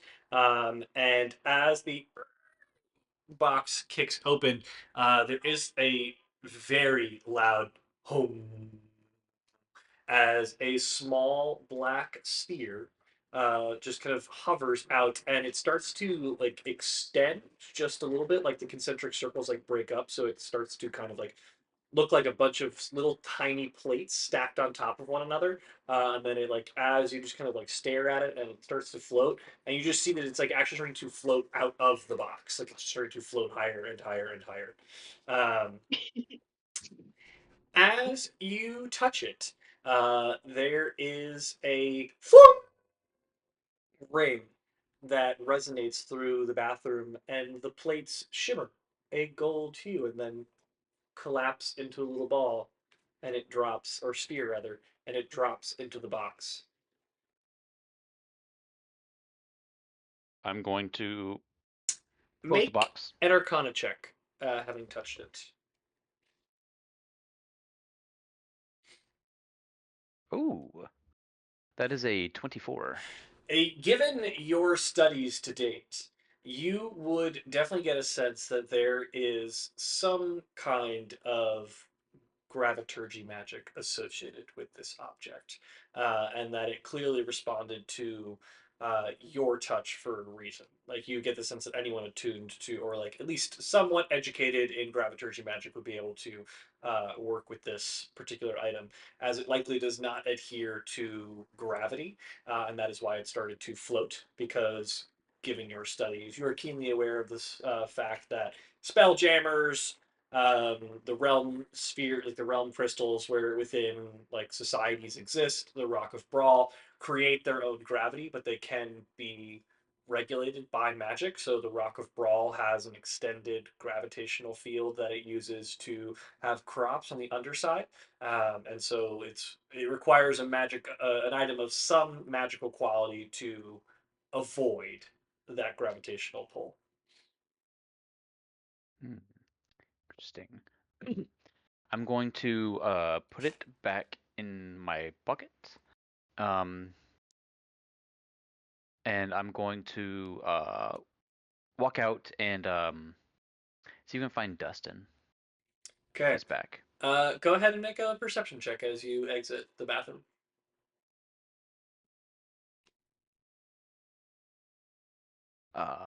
10. The night has waned a fair degree. The crowd is still pretty boisterous, but you do not see Dustin. You do like catch Um, eyes of Rat and Blue, who at this point is finishing up her mozzarella sticks and looks like she's getting ready to leave. And Freya, who is hi there, and Hi, Freya, who is puppy. working on her set. She dancing. It's a good puppy. um, I'll just sit back at my booth and enjoy the show, but try to keep to myself a little bit. Okay. The night largely passes without issue for the time being, Freya. I was going to inquire as to the whereabouts of the shadowed, tall, glamored, not ominous figure I saw near the rear entrance of the bar.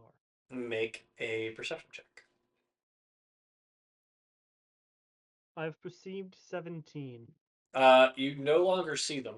Um, and given that you perceived well enough and you were kind of aware of their presence, you did catch a glimpse of them slipping out the back about 20 minutes prior. Blue, Have I seen anyone shady looking? make a perception check. Session ones, perception checks all around. 18. Okay. Yes, you are again. You clocked a lot of people when you first walked in. You continue to kind of keep tabs. You know it's something that Mr. Rat appreciates you doing. So you also clock the figure in the back corner and see as they dip out the back, kind of wearing a thin black veil over their face. And something like a brim tat, like a black brim tat that the veil extends. It looks like Melania at the inauguration. Um, and you also see Illith walking around.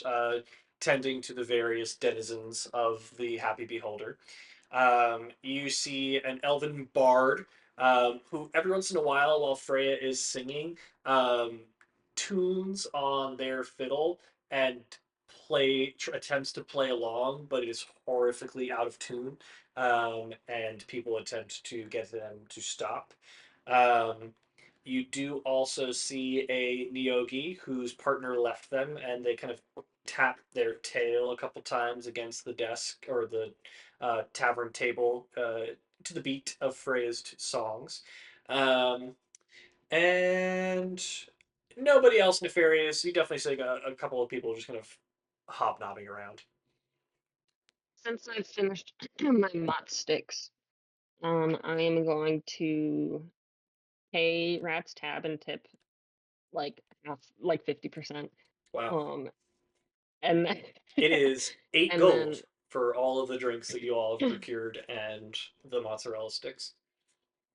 but I gonna wait about a minute after that shadowy figure leaves the bar, and then I'm gonna follow them and turn my jacket inside out as I go. And it has a black lining, so now it is black.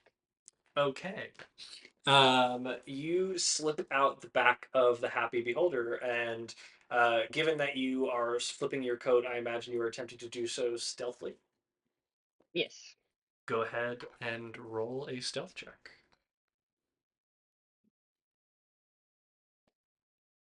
Is a 22. Okay. Yes, you tail the figure for quite a ways. As let me just check numbers here. Sorry. It's okay.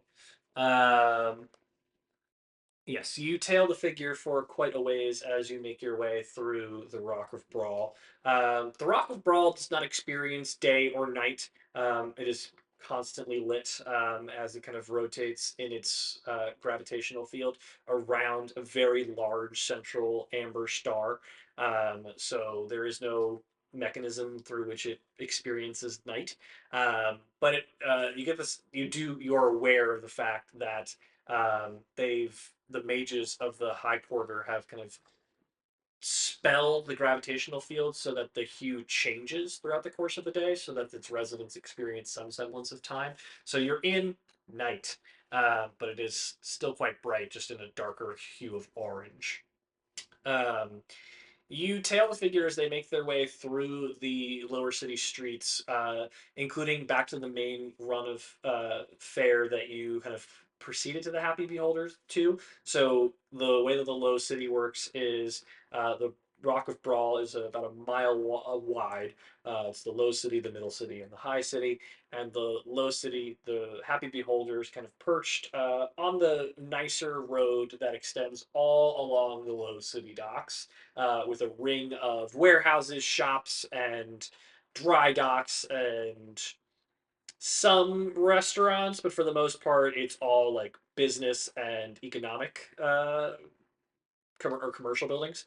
Um, and the right hand side is where most of the taverns and hotels and inns and shops start to occur.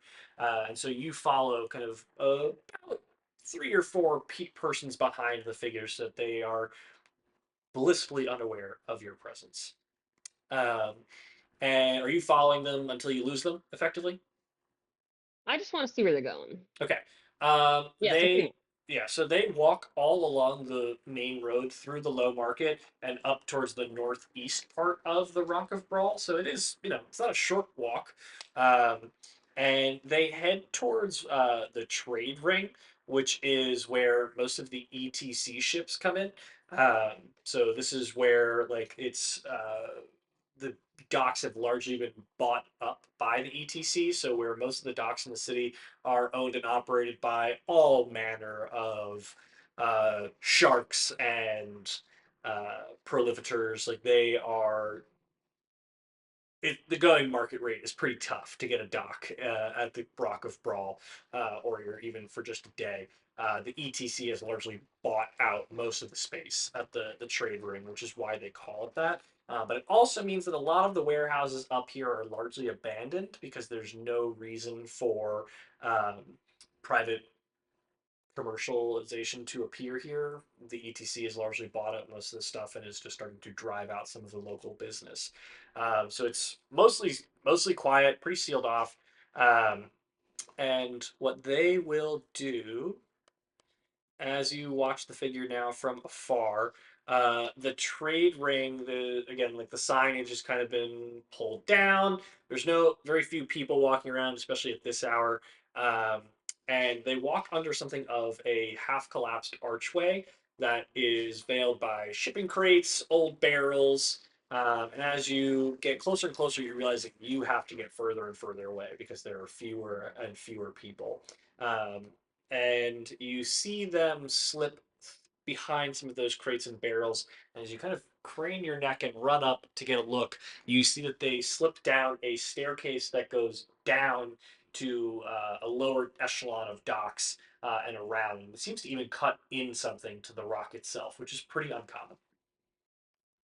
And you watch them disappear Right. into the tunnel. Yeah, I'm not trying to do anything crazy, so I'm not gonna follow Okay. any farther, but I will utilize the emergency communication network to just give a brief description of where they went. So Rat, yeah, I'm just like, do you hey respond? Rat, saw that one shady guy here. He went all the way over to the ECT trading docks and stuff, and then they went down this like really sketchy like staircase down into the rock and stuff. Follow him. Okay. And I guess I'll follow them. Okay. We'll leave you there for a moment. Um, and Freyja. So Argus and Freyja. Argus, unfortunately, Dustin never returns as you wait out the night. And Freyja, your set inevitably comes to an end to raucous applause. And you look down into the kind of satchel that you have at the base of the stage. And you've made about 23 gold. So this is a pretty good night for you. Um, and you do note, Rat, did you tip it all? Yeah, I tipped 10 gold. Okay, so most of it came from Rat. Um, and so it's actually not that great a night for you. And as Less, you, tip less. uh, So it's better for her. um, so you watch as a handful of the patrons come up and do tip, but in total, about 23 gold. And you kind of you bow, you nod, and the rest of the night is yours. As the Happy Beholder remains open, but you are only responsible for effectively half the night. I did tip 50 silver. Okay. I will get down off stage and find Rat. I'm like still applauding. You No one else is clapping anymore. wow, you really enjoyed the performance, huh? It was really good. Yeah, well, this is a very generous tip. Oh, sure. I mean, well, where did you learn to sing? You know, around. Around, yeah. No, me too. Yeah, I mean, been here, been there, just sort of drifted all over the place for a while and, you know, figured out I was kind of good at it and seemed like a okay way to make money. Kind of like Yeah, doing things for people, I guess. sure. How long have you been here? Oh, just like a month or so. What about you? Uh, kind of hard to say at this point. It's been a while, Hmm. but I'm kind of everywhere, so I don't know. Time kind of bleeds together. How long are you planning on staying here? Could be a day, could be a month. Who can say? Wow, a man Yeah, of I'm kind of a many choices. drifter, Yeah, kind of a lone wolf. lone wolf except for the little blue girl who follows you around everywhere. Uh, blue woman, but yeah, Sorry, yes, blue woman. And you just yeah. She's rescued her she's from a ship and now she does things for you? she's definitely stayed a little longer than I thought she would, but she's good. She's good help. She seems sweet. Yeah. So, yeah. Buy me another drink. Absolutely. And I snap at was her name? Ilith. Ilith. Ilith? Ilith. Yeah. As you And snap, I'll sort of put my hand on yours and go, "Don't snap. It's rude, sweetie." okay. Hey, another mojito, and your white wine spritzer, yeah? That sounds great. Thanks, Illy. Yeah. Okay. And she I'm still will here. I'm on my phone. just walk away and let the conversation continue. I would have You don't. more if you care, but we can hear your conversation a little bit. I can hold up. Okay. Okay. Proceed. We can still hear him. I muted him. Now you did. Okay. So, balls, huh? Balls, yeah. Looking for one of those. I didn't mean to come off so, I guess, forward earlier about the murder guy. I again truly could not care less about him specifically. But seems like it's done okay for your bar. Yeah, no, this is the biggest crowd we've had in quite a while. This was a good night for me. Yeah. You think if maybe we killed somebody else, you'd have an even bigger crowd tomorrow? I mean, I appreciate the gesture. That's like sweet of you to think about, but please don't murder anybody on my behalf. Oh, sure. Wouldn't Unless, dream of it. I mean, like unless I ask you to. Joke. Sure, joke. Yeah, what do you and I like look back over at Argus's table again just to make sure he's still there. I assume he is, just alone. He is, yeah. Presumably. Yeah. Hey, does that guy come over here a lot? Louis doesn't like me to talk about the regulars, but yeah. Hmm. He's here like a lot, and he's always just like talking to random guys with that clown face and then walking out. Hmm. So brutal. Oh, you're talking about the makeup? Yeah, Oh, you don't think it's good? he could use a few pointers. Hmm.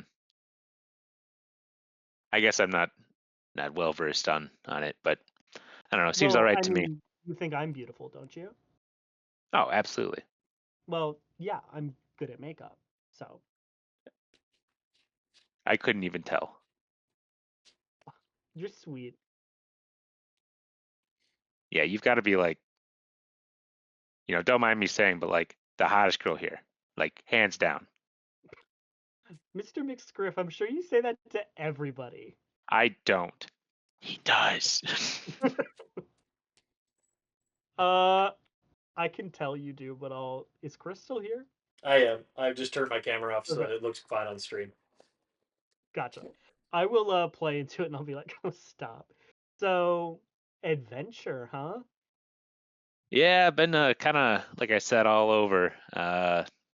Unfortunately, you're also looking at someone who may have murdered once or twice, but only in the name of self-defense. I mean, I'm sure that's what all murderers say. Sure. I guess that's fair.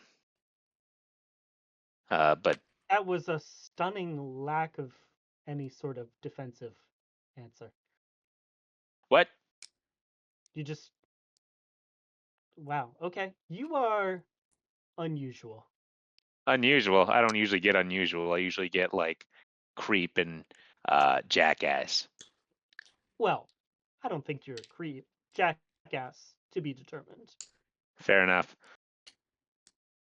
Yeah, look, all right, I'll just cut to the chase. You're hot. You want to sleep together? It's session I- 1. What kind of girl do you think I am? One who likes good dick. I don't say that. I don't say that. I do. Crew looks a good time. I'm not quite convinced you'd be a good time yet.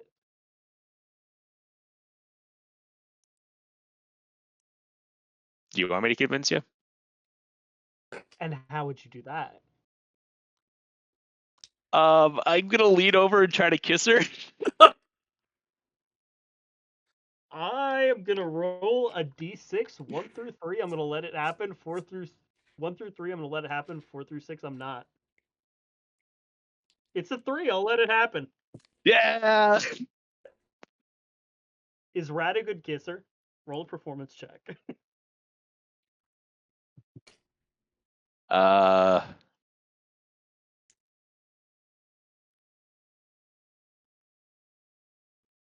10. Average. Or just that kiss was average. Just that kiss was average because Yeah. I had to lean over the table for it. I'll pull back and I'll sort of like look around the bar. How crowded is it at this point, Chris? It's gotten quiet at this time of night. However, like as you pull back, like Illith is there with the 2 drinks, and she just like really awkwardly sets them down on the table. Just let me know if you need anything else.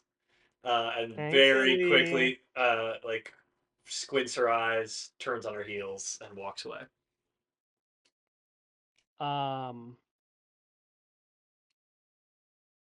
Fuck it, it's been a Okay, while. look. Yeah, What, no. let's go. It's been a while. I need this. I had a good night. But All right. let's just leave. Tell me where to go. Leave the bar. I don't want any of the regulars to see because it could impact the tipping if they see me leaving with you. Yeah. Totally. And I take out a little notepad and I write down directions on how to get to the Ratmobile. And I just slide it on over and I go, look, no pressure. I was a little forward, but come on over. At least let me fix you a drink at the boat. It's okay. Forward is good sometime. I'll see you in a bit. Sounds good. And I am going to walk back over to Argus. Okay. We will return to that when Argus returns. You get the Sounds good. sense. You get the sense they might be in the bathroom right now. Could be. Blue, little boy Blue, man on the moon. Little gal Blue. You go ahead and make a perception check. Sneaky basement. That is a 17. Okay. So as you slip through, the noise of brawl. So you're walking down the stairs, correct? Yes, Okay. stealthily. Yeah, I'll have you make a stealth check as well. Ah. But I got 16. Okay. Yeah, you're able to keep it pretty quiet. You find that the noise of brawl starts to fade behind you, muffled by like the dense stone that you're walking past. This is an odd, like you've descended into the dry dock where the Ratmobile stays before, but you've gone through buildings, so you've never like basically wrapped around the outside of the rock, which you have discovered that you're effectively doing. Like you fall over these stairs, you're falling into the gravity void, which would not be great. No, not OSHA. Yeah, very not OSHA. The banister associated with this particular staircase is slick with like guano or astral seagull poop. You're not quite sure. It doesn't look good. You don't really want to touch it. You're like kind of pushing yourself up against the rock to keep yourself I don't want to be. steady. I'm definitely wearing those slutty little rogue gloves, but they go like Nice. into gauntlet. Sorry, did you like exclusively make sure to define them as slutty? Yes. Okay, got it. Just want to make sure. You know, with the little fingerless gloves. I do, yes. So the section that you're proceeding into does not hum with life. It is very quiet. It almost creaks, like bones cracking when you rise up from the bed. Uh, the walls of the rock they become less jagged as you make your way down, and you catch whiffs of like sickly sweet fruit that has been left to rot for a very long time. Given what you rolled for perception, you arrive at a landing. The I guess you'd call it like what's the thing that goes above a theater? Catwalk? A catwalk, Balcony. yeah, a catwalk. Oh, okay, yeah. Yeah. Thinking of a different part of the theater. Okay, the catwalk extends, wraps around, and kind of like starts to disappear out of view. But you also see a notch in the rock that leads into a tunnel where you saw the figure kind of disappear into. Given what you rolled for perception, you are able to see that there is a shattered scrying orb, like a scrying eye, lying in the corner of the tunnel that kind of leads in, or the basically on the corner of the rock that goes into the tunnel. The crystal eye kind of cracked and dark, and there is graffiti in. So I forgot to establish. Common is the language of the Imperium, so it's Imperium. It's slightly different than Common, but you all speak it. You speak Common and you speak Imperium. You recognize Imperium.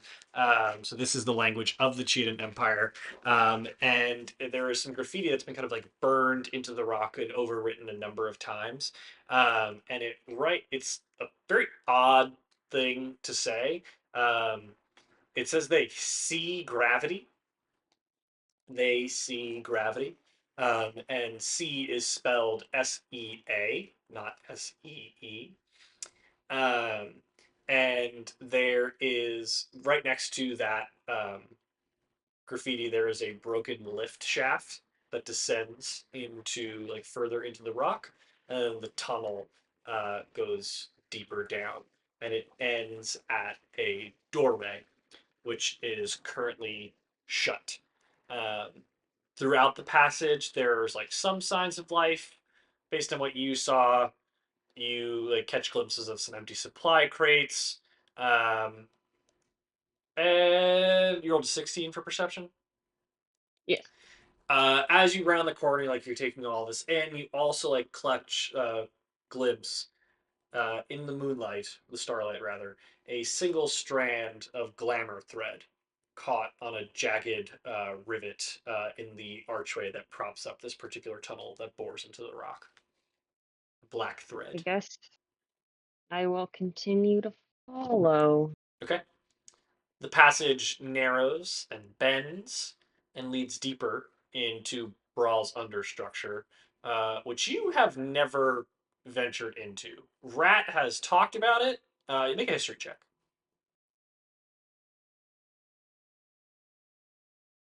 That's good. That's good. -1, 16. Okay. Yes, Rat has talked about it. Like there are sewers, obviously, on the Rock of Brawl. There's also like rumors of an undercity, but the Rock of Brawl was previously a den of piracy and smuggling. So there are tons of tunnels that have likely been left undiscovered, and you get the sense that you might be in one of those right now. But as you head deeper down the tunnel, you do ultimately arrive at a something of a widened alcove with a reinforced door. It's like old plating for like not quite iron, but effectively like steel plating that was clearly pulled from old Elysian ships. It's like very obvious that the Elysian Trading Company uses metal based ships, which is very uncommon. Um, and it's been retrofitted into something of a crude barrier. Um, make an investigation check.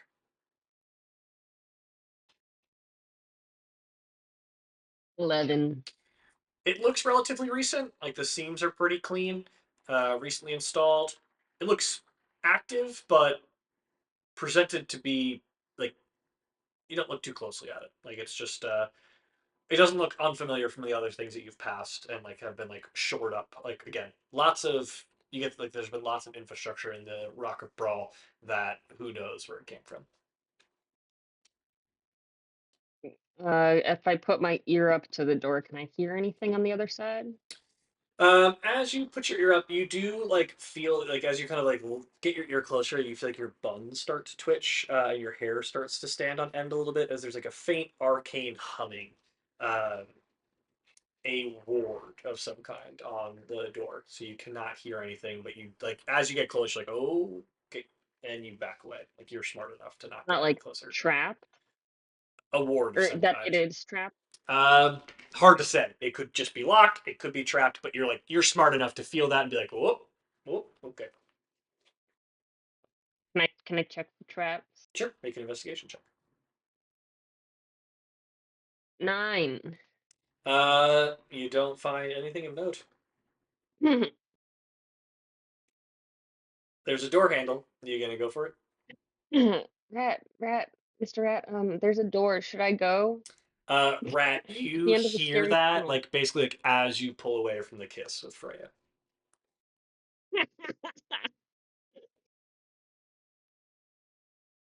You're You're muted. muted.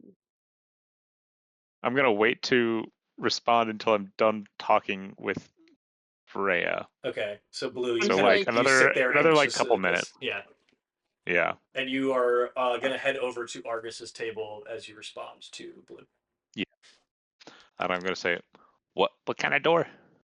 it's a door at the end of a tunnel in like a basement in the by the ETC trading ships. Old. Okay. It's wooden. Uh, I don't think it's trapped. could you kind of figure out how to get there if, like tomorrow? Yeah. Yeah. Uh, report back. Report back. report back, Blue. Okay, am I Get back. making oatmeal for 3? You're making oatmeal for 3. Congrats. Thanks, Blue. Okay. Keep it down a little bit though, so I can go to sleep. Okay, and I'm gonna start scampering back. Okay, I'll have you make a stealth check on your way out.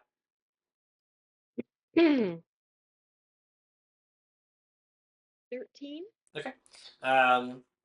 You're able to scamper out without any issue. Rat, you find Argus seated at his usual booth, or to you at least. I'm gonna sit down and I'm gonna write on a piece of paper. I'm just gonna kind of like nod and acknowledge him, and then write on a piece of paper. I'll just write a note and then put it on its put it upside down and just hand it over to him. It's a drawing of that cool S.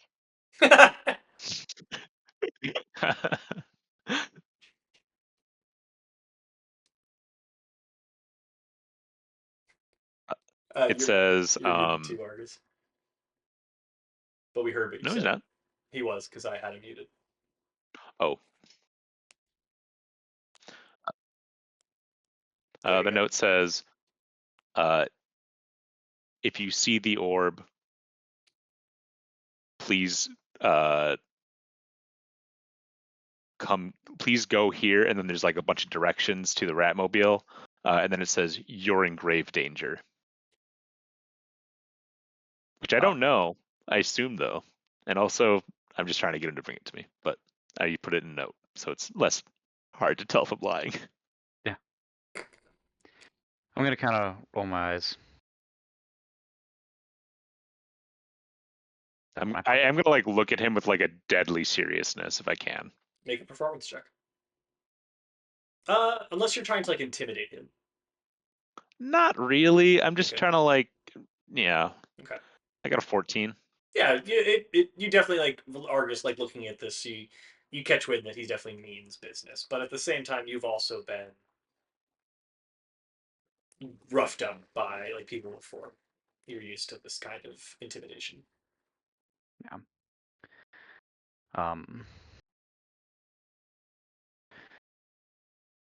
Thank you. Thank you. And I get up and I go, I hope I don't see you later. And I will leave the bar and go back to the Ratmobile. Okay. I'm gonna get up. I'm gonna go talk to Large Luigi. Okay. Luigi is floating behind the bar. As you approach, you see his form like kind of rotating, and like scanning the back bar. Basically, he's clearly looking at all the bottles, and like the eyes are drifting in different directions, looking at and scanning the various bottles, while rags and spray bottles move of their own accord and spray and wipe down the bar. And then as you approach, one of the eye stalks will drift over and look at you. Ah, Mr. I do not know your name, but you are a kind and lovely patron of the Happy Beholder. Hey, Argus. And Argus. did you see my friend that I was talking to earlier when those cops came around? Oh, I'm sorry. I actually did not hear your question.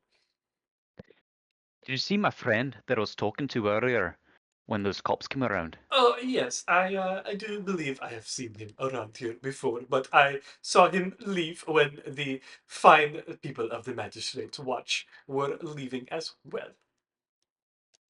Well, we had a date tonight, but I'm afraid I'm gonna have to cancel it. Uh, I'm gonna pull out the satchel of gold that he gave me.